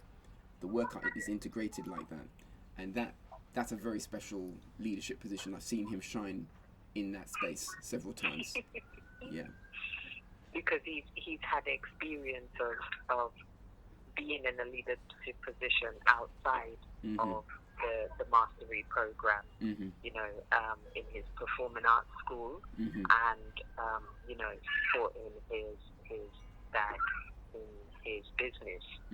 So he learned how to transfer the leadership skills that he's learned on the mastery program, and that he's been able to extract from within and apply them in other areas of his life. Even in the home, he will take leadership on, take responsibility for putting his own clothes in the washing machine, organizing his bag for the next day for his performing arts school. He will, take responsibility for writing his own songs and doing his own rap. One of the interesting things I find is Berhan learning through the mastery program is not how he embraced the leadership qualities, but how he managed the challenges. And I think this is really important for children to learn how to manage challenges and difficulties, because in the school environment, and even in the society that we're living now, it's based on discipline and punishment, as opposed to equipping our children with the tools and resources to manage difficulties that come into their way. And I'll give an example. So at the beginning of the mastery program, he did the Alama. And the Alama is the set of objectives that he puts forward of what he's intending to do Just to say before you fully go into that, so the ALAMA is a term we use for objective, and that term is used within a professional project management space. We connect our cadets to a professional, agile project management space to help manage their projects, and that sits alongside the e-learning space, which is also a fully professional e-learning space, and those two work to support them. So you were saying how he works with his ALAMA. Right. So his ALAMA was what he intends to do, how he intends to achieve it, and other resources he will put in place that will support him to complete his objectives. Mm-hmm. And there were a few instances where he wasn't doing it as he had written that he said he was going to do. Mm-hmm. And sometimes as a parent, we're so conditioned by the school system where you must achieve, and if you're not achieving, why you're not achieving? And what the mastery course even did for me was to sit back and be really clear about my own objective. And my objective was to let him learn how to be the best of himself. So instead of helping him with the work and, doing the work with him all the time, it was watching him work through how does he then overcome the challenge that he's in. Yeah. What is the problem and what is the solution? So when he wasn't doing his he committed himself to do 2 hours of study outside of the level B9 class time. So 2 hours on a Tuesday, 2 hours on a Thursday, and 2 hours on a Friday. Mm-hmm. And he wasn't committing to that. And we kept going back to the space of when he didn't commit, when he came into class, he would then be going back over work that he had already covered because he wasn't putting in the practice time. So he wasn't able to move to the next level. And when he kept experiencing this, he realized within himself that he's just sitting in the space of being in the problem, but not moving on to the solution. So he of himself had to say, okay, I'm definitely going to go back and commit to my 2 hours a day. Yeah. And you and I called on you for a bit of support at one point because I was just like, okay, maybe I should help him do it. And at one point I did help him do some of it, and we said, the key here is for him to learn how to do it himself. Absolutely. Right. And I took a step back again, and it was amazing. I would say inside of that is he's come into the space able to do things himself. But the issue I find with many young people is that they're between themselves and their family and educational environment, there are some sort of soft spaces that they can hide in, which make things easier, and that thing can become a habit. So it's not down to ability. The discipline and the leadership is for the cadets to stand outside of their comfort zone, and there are some soft spaces that most children can hide in, even from their parents, unless the parents and the guardians around them and the school are working really tight. Children can find a nice space where people can't really see what they're really on, unless they're paying good attention. So in our program, the cadet is empowered to remove his own comfort zone. Yes. To stand outside of his own comfort zone. He did that, absolutely. We push through those things, and that's important. And I think that's I want to zoom in on that, taking ownership, because my experience of him in the school system is that he got a topic, you get a book, you get the information, you complete the page of work, the teacher ticks it, you get your mark, and that's it. And there's no requirement for the child to explore outside of this space. And if you think a child starts school at reception age and goes through to year 6, and within that 5 or 6 year period, they're just required to complete a set of exercises, complete a set of topics, tick the boxes, and move on. And what happened with Berhan, and I think why he kind of struggled a little bit at first, because it was this whole concept of taking ownership was quite new to him. It's like, what do you mean? I have to take ownership of my own learning because I said I'm going to do even the whole, sitting down and writing the alarma. A child is not required to do this in mainstream school. And just a reminder that writing your own alarma is basically quality, objective setting, objective achievement work, as in mapping out the objective in a sound, principled way, and planning out how you're going to approach that and monitoring that. So our cadets, they learn how to do that. Objective achievement is fundamental in learning, and schools generally don't spend much time on that.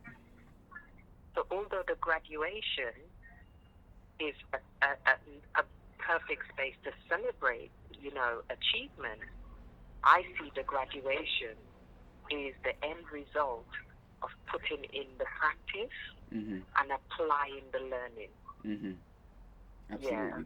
Absolutely. And that for me was a beautiful moment for, to just stand there and watch him be able to present. And post the period that, the whole world had been into, and people had been, were sucked into this vortex of, we're in this space and we're processing fear. He had a lot of emotional things that were going on with him during that time. And to see him go from, oh no, I don't want to speak, I don't want to say anything, to then start the mastery course, and 3 months later, be able to stand in front of people and do a presentation. A presentation that is on an advanced project. Now let's just touch into that a little bit. The project that Berhan presented on is our high altitude balloon project. So we are learning the factors behind launching a high altitude balloon, which takes camera and other equipment up to the stratosphere. So practically you could say the edge of space to outer space for the Earth, and bringing it back and collecting the data and analysing that, the video data and other experiments that we have on top of this in the payload of this balloon project. So there's a lot of detail in it. It involves tracking systems, it involves knowledge of weather systems, of the nature of the different atmospheres around the Earth. It involves, we embed and extract all the math and science from that. So it's a technical project, and his task for that presentation was to give a full overview to the project, so that someone who comes to it for the first time can see the whole thing. He's done that. He did it with the support of his team, our team, which is specifically 2 steamed up learning research assistants who are working on the tracking device. And it was well done. It was comprehensive, it was technical, it was way advanced to most children of his age. Yeah, definitely. And what he got from that, what he communicated with me, because we do something called reflection. So every day at home, at the end of the day, we do a reflection, and it's just a short space of time, 3 simple questions, what went well for you today, what you could improve on, and what was not so good, and at the time when he started you introduced to him the high altitude balloon project, and he remembered it from the preparation for mastery. But when he was introduced to it on the mastery course, when we did the reflection at night, he kept saying, oh, there's something out there, there's something beyond, this space that we're in. There's something in space.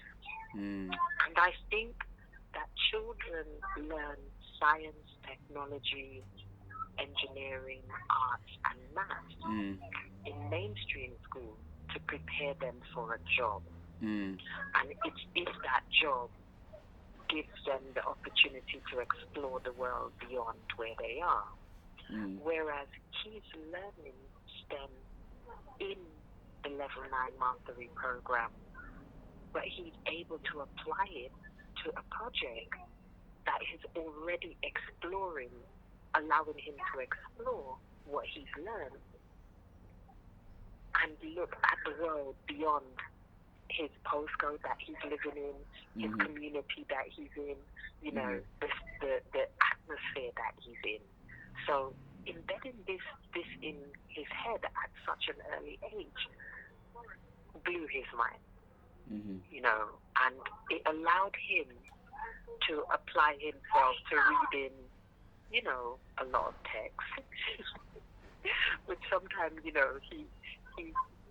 he struggled sometimes, but it wasn't a struggle that he himself couldn't overcome. He then learned to, instead of sitting for an hour, reading something, he said, Mom, can I do 15 minutes and then take a break and stretch for a bit?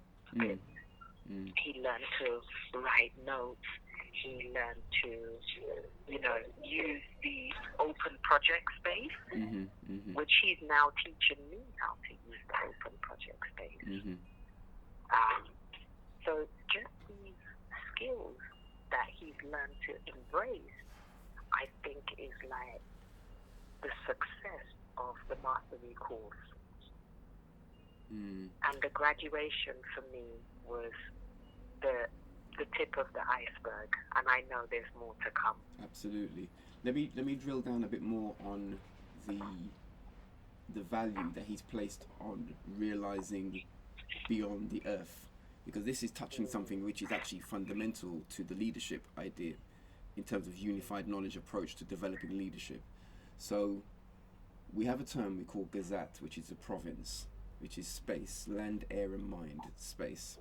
And this Gazette, there are domains of the Gazette: personal province, family province, community province, nation province, earth as a province, universe as a province. And there's modeling for this. So it allows a way to put, if you put number inside of this, like a number of families or a number of communities, it builds bigger structures. And we play with this so they can have a practical sense of what let's say a community is or a nation is, how they're made up. Now, in order to fully grasp all of those things, you have to have a sense of the smallest unit, which is the individual province, and the macro unit. Now, to get to the macro unit, let's say universe, you have to have a sense of beyond the earth. And most children are not taught a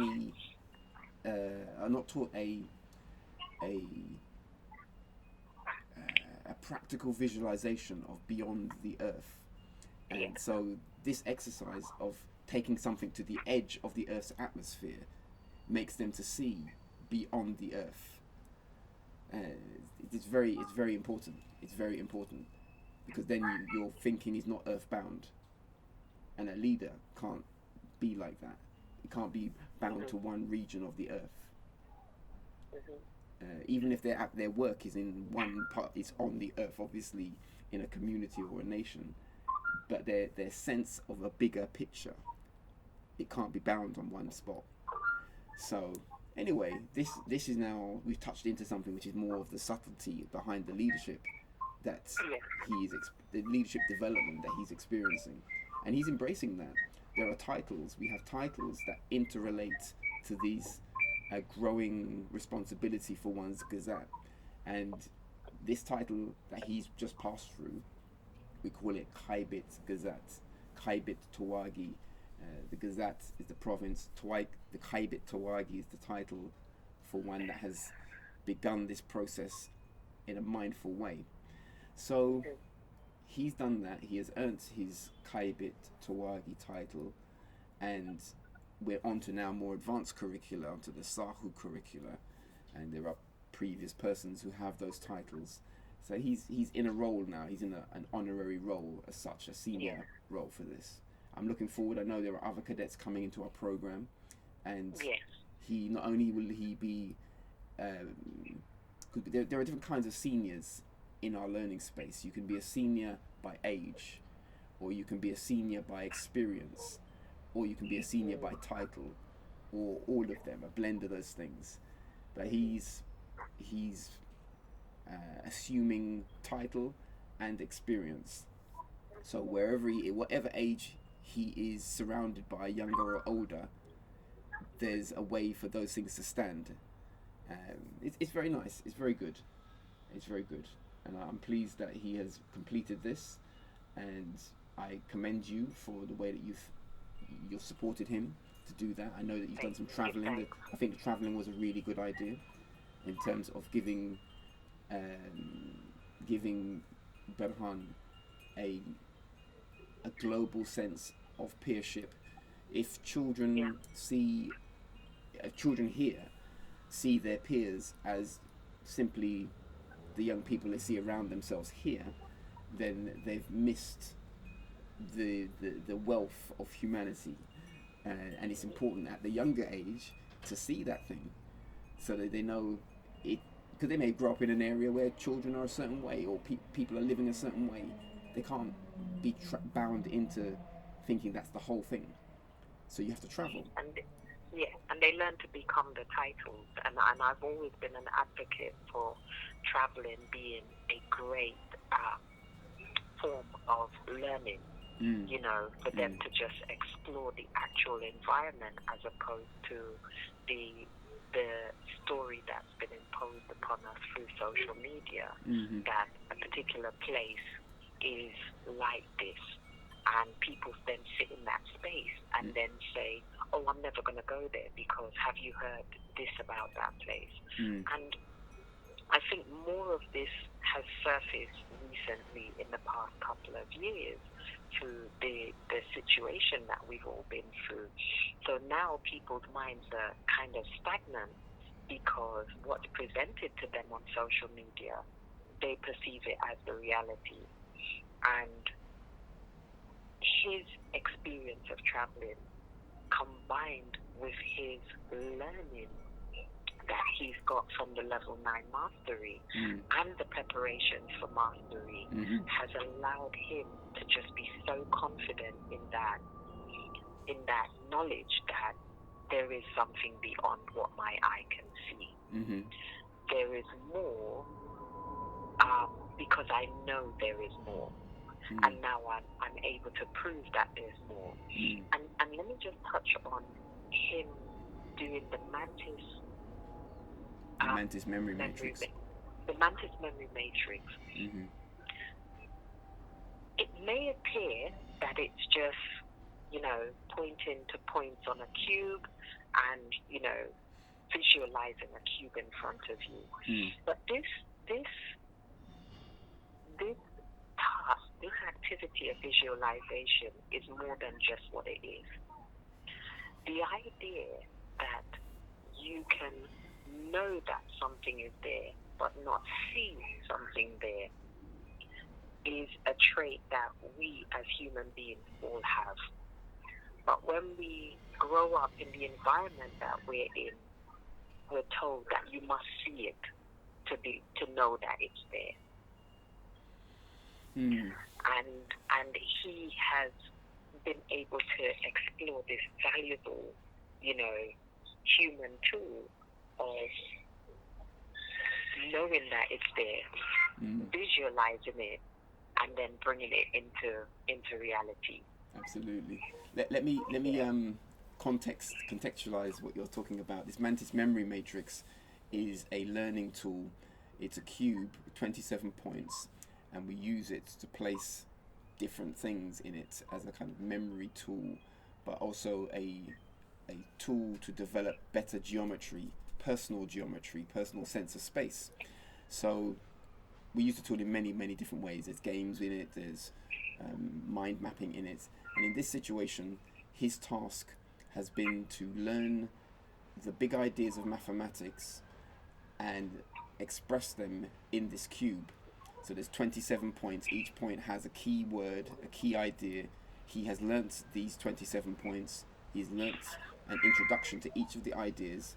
So now in the first quarter, which was our objective, in the first quarter he now holds all of the big ideas of mathematics.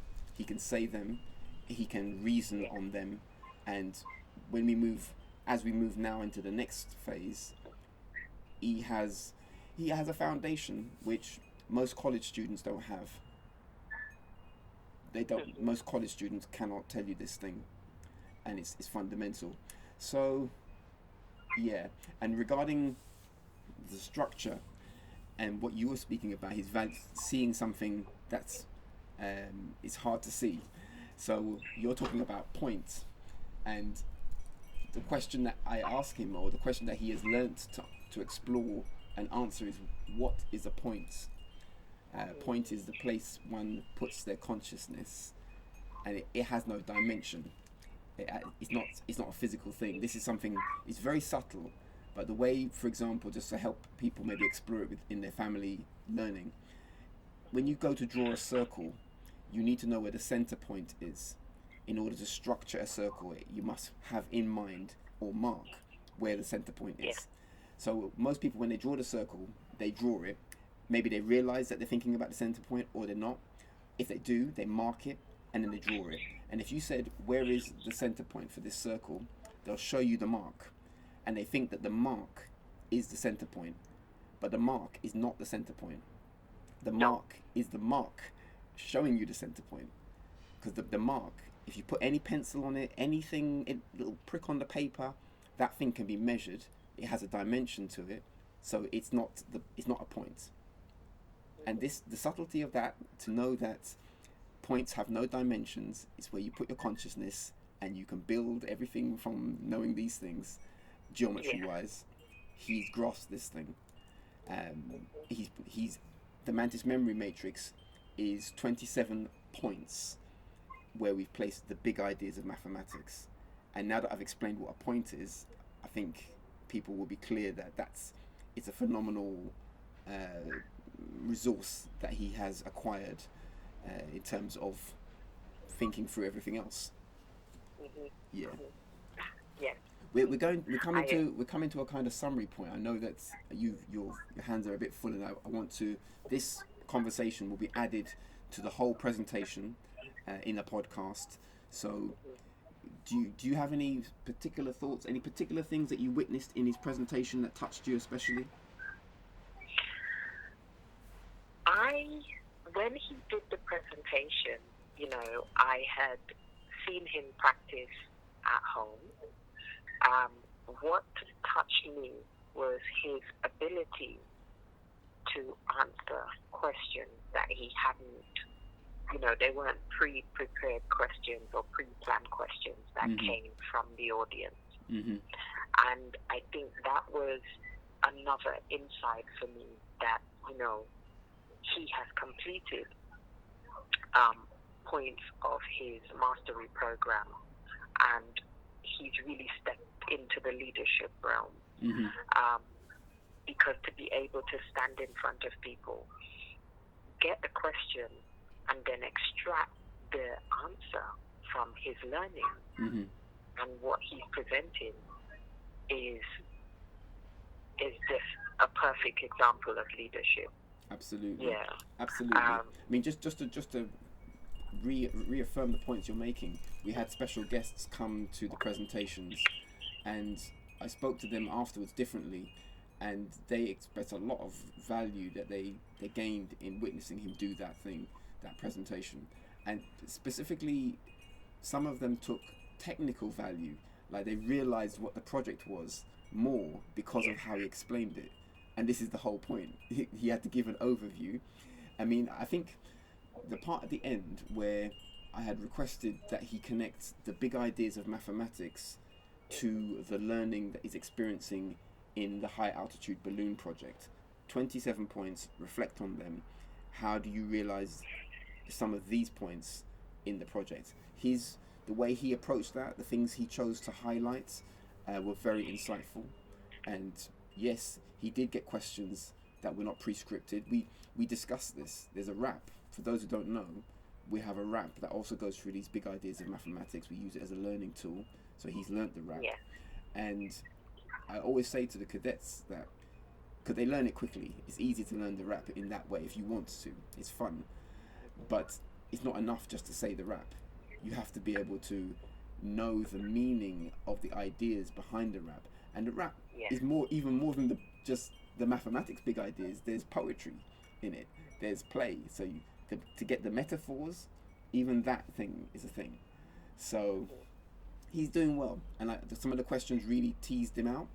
I was pleased for the community that attended to help us. We need community context to do this work. Yeah.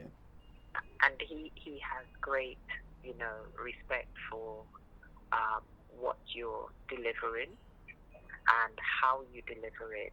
And he has a great sense of admiration for the students that have the work placements. Mm-hmm.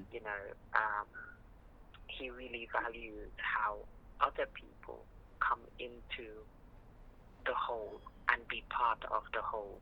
Mm-hmm. So even in that sense, he was able to apply his knowledge of ratio and proportion and people being parts of a whole, and how their contribution made the whole process. So he although he's very confident in his achievement, he knows it's not a single achievement that makes the whole process become valuable.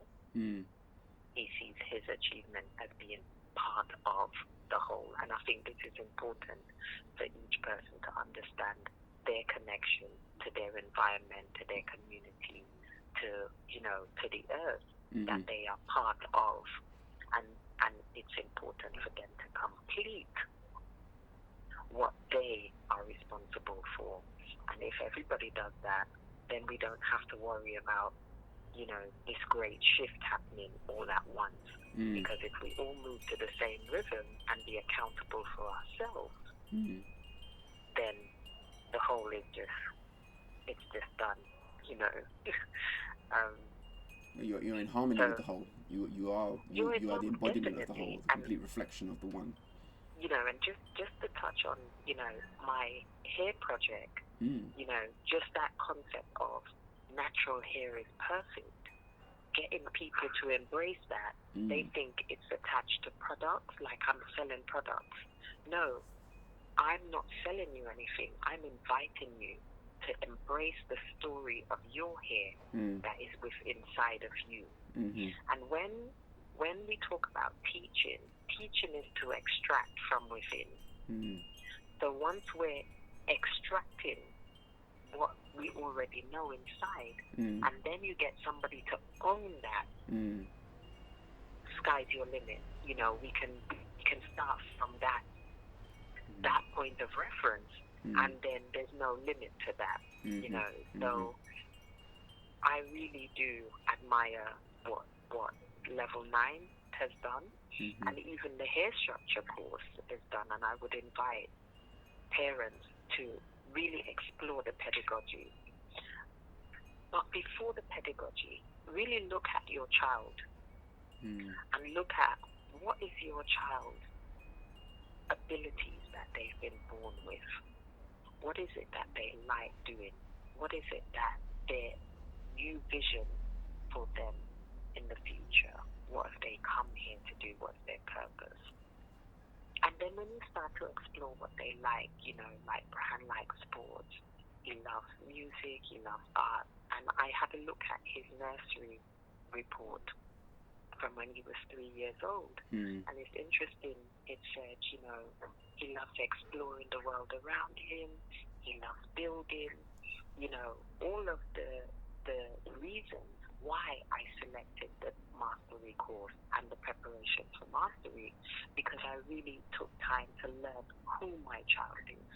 And I would invite parents to really try and understand who their child is, not what the school tells you your child is, but who your child is before they started school. Yeah, it's a special request you're making, and I would say that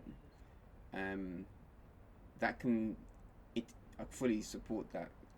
I would say that it can be challenging for many people because the current generations themselves have gone through standard systems and even may have had their own self-identity obscured by that process. So then it's hard to be looking at the identity of your seed if your own sense of self is not fully been valued. So yeah, what I would just add to what you just said is that there, as well as the natural abilities and skills and insights and competencies that children come with or pick up quickly of their own nature, there are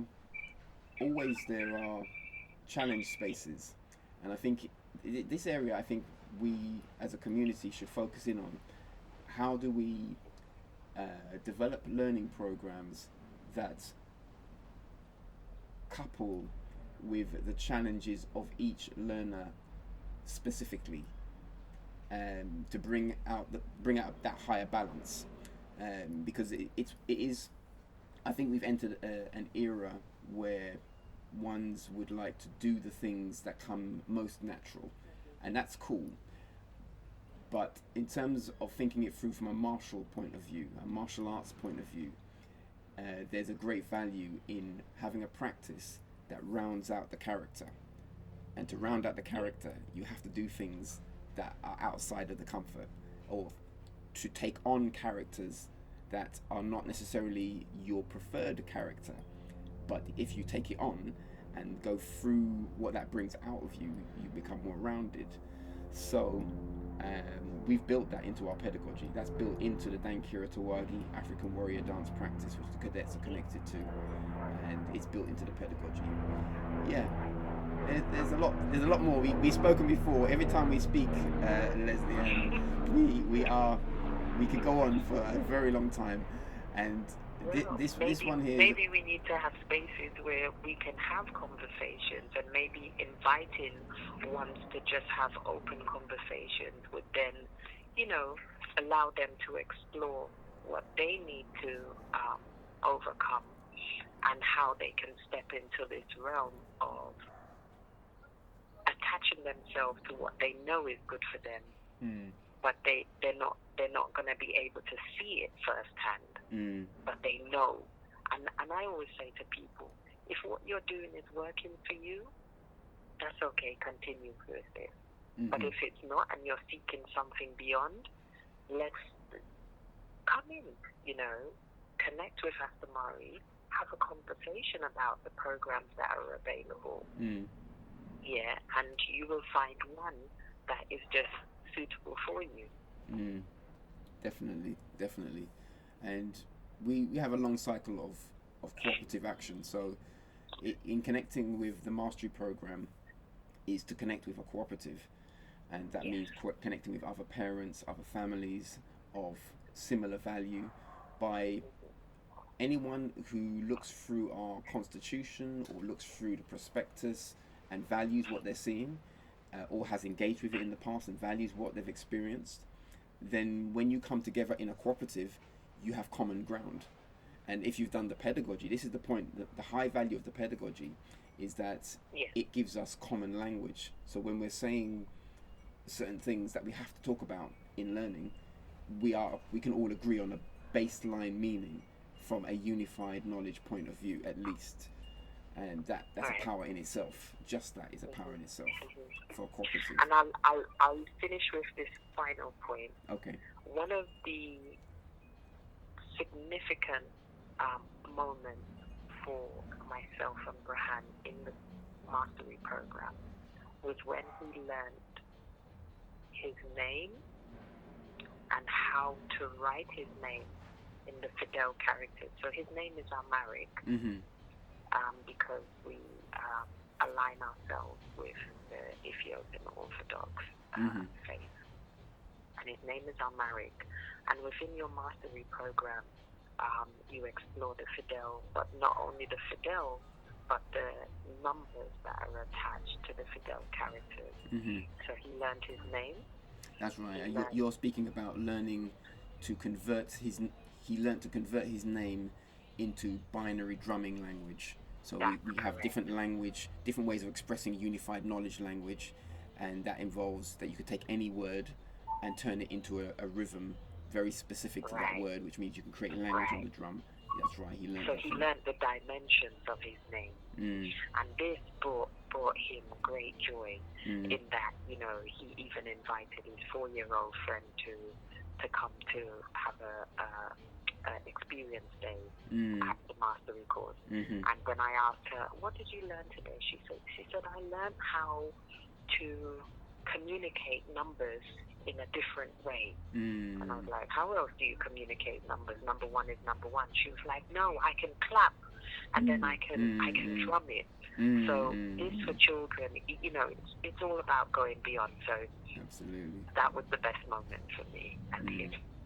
Yeah, so I appreciate everything that the level being 9, the School of Unified Knowledge and Abundance Centre, and I really invite parents to research, sit down and read the information, you know, explore the pedagogy, go into and look at some of the videos on YouTube, listen to the podcast, you know, we play the podcast at home whilst we're washing the dishes, or, you know, and come and have a conversation. I'm always welcome to communicate with ones about my experience. So, and I'm sure you are, Astehmari, always available to have a conversation. There's also experience days.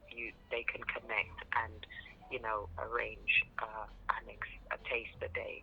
That's right. And this brings great value for the children.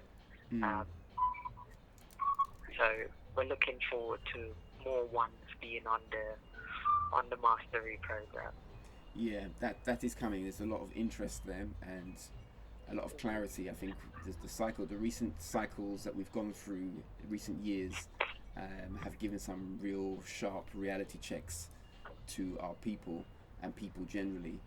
And so, yeah, as ones emerge from, which has to be said, quite a traumatic period of time for most ones in some way, shape or form.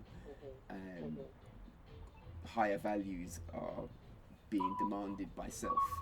You know, I see this. People are more self-respecting to themselves about what they must have and what should not be going on. So anyway, the only thing I would ask is, as the mastery program is best delivered, you know, one-on-one, I mean face-to-face, are you exploring any scope for delivery via online platforms?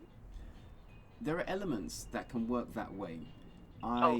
There are parts of it that can work that way, and good networks can happen, good connections can happen across borders through elements of the program. For example, the number relationship.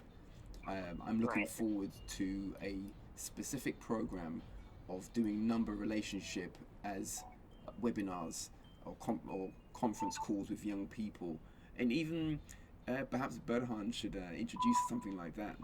So, or other cadets, but basically going through the number relationship exercise is it's straightforward, but most people haven't done it or seen it in such a condensed way. I'm not going to drill down on the actual practicality of it. There's resources to see, but it's a very powerful tool. And when we share it, because that that number relationship form also can be done with all the language. So you can be doing effectively arithmetic with binary drumming. You can be drumming arithmetic and making music out of the arithmetic exercise. That's a thing. So and to have cadets sort of to introduce that, or to have groups in different countries learning that and coming together around that, that's cool. And there's a few other things like this that can be kind of isolated things that can connect us globally. I am looking forward, we're planning some work for the East Africa community, and I think we'll be setting up operations there, cooperative operations there. So that would be wonderful. Yeah, and obviously the travelling idea for cadets to travel from here to there, and other regions of the continent and other regions of the world. Ultimately, these are the plans. Our leadership program, the cadets are moving swiftly to global leadership, the mind of a global leader, as we need it to be, as we see we need it to be now. We're thinking ahead to that. So, and where can we find out about all of these future projects? Okay, so if one would go to abundancecenter.org, that's the main website for Abundance Center, or ecosystemart.app.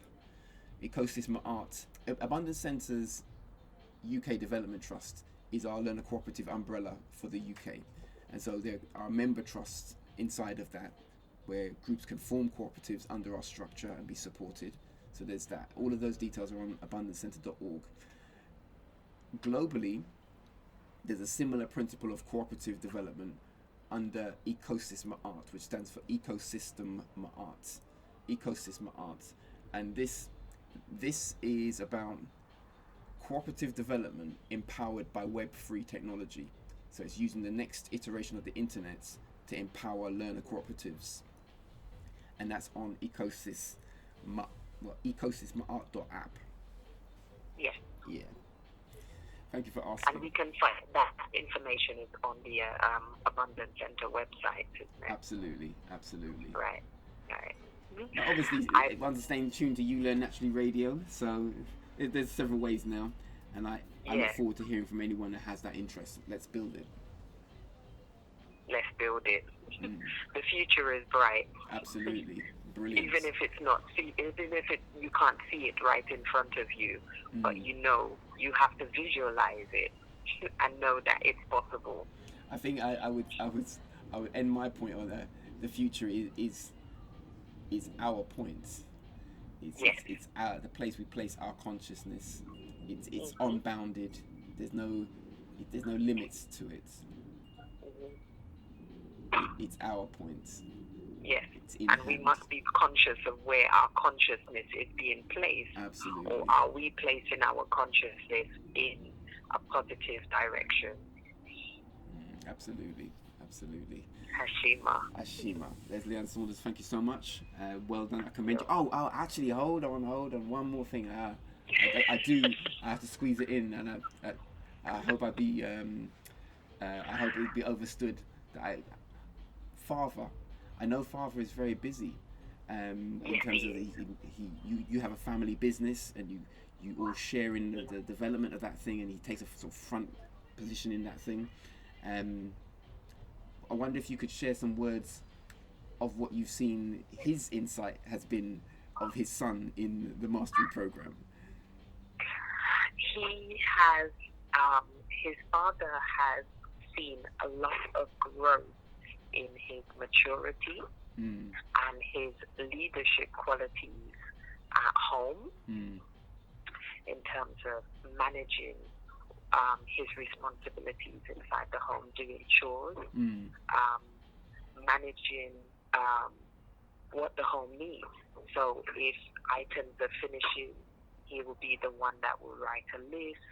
When they go to the supermarket, he will be the one that will ask what is the budget and stick within the budget. He's in the shop. He knows how to manage the staff via their strengths and identify their strengths and weaknesses, and have many conversations with that around, you know, okay, maybe this is the best way to, this is the best position that this staff should be in because they're stronger in this point, or this is an area they need to improve on. You know, he doesn't like using the term weakness, but that has been a lot of growth in that space, and he has really commented on how his maturity has increased in, you know, a short space of time. You know, and I always communicate what his achievements are. He wasn't able to be there for the presentation, but we would love to be able to, you know, see it, and that would explore it. So that is impressed. Good. And this is, his progress is proof that there is value for the investment. So we don't say we pay for the learning. We say we invest in our child's future. And it's important to have that concept in your mind, because when people pay for something, they expect to receive a material thing in their hand. And then they become dissatisfied because, oh, you know, he graduated and he didn't get a certificate and he didn't get a hat and he didn't get a pencil or a token, or, you know. But we know that we've invested in him, and his progress is the value of that investment. Absolutely. Well, I don't want to go back in again, but the next quarter, obviously we've completed our first quarter and we're now in the next cycle's objectives. And one of the things that comes with his graduation is we have a warm-up exercise we do at the beginning of each session, and there's some Dankura, some very light Dankura exercises we do, but he's now entering a set of exercises we call Sabat Regata, which means 7 stances, and by the end of the quarter he will be stronger in these 7 stances. So that then sets up strong movement across all kinds of areas. We have not focused on that thing in the way that he's going to focus on it over this quarter. So that's one outcome. Let this be the mark of that beginning of that. We can talk about it again in a quarter's time and bear witness to what's happened. Okay. Okay, Leslie Ann Saunders, thank you so much. Hashima, enjoy, full joy, and we will. Yeah. All right, one love. Hashima.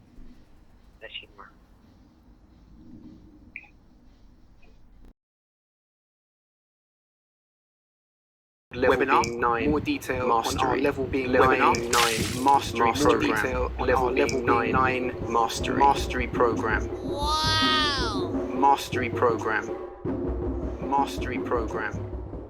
Level being 9 mastery.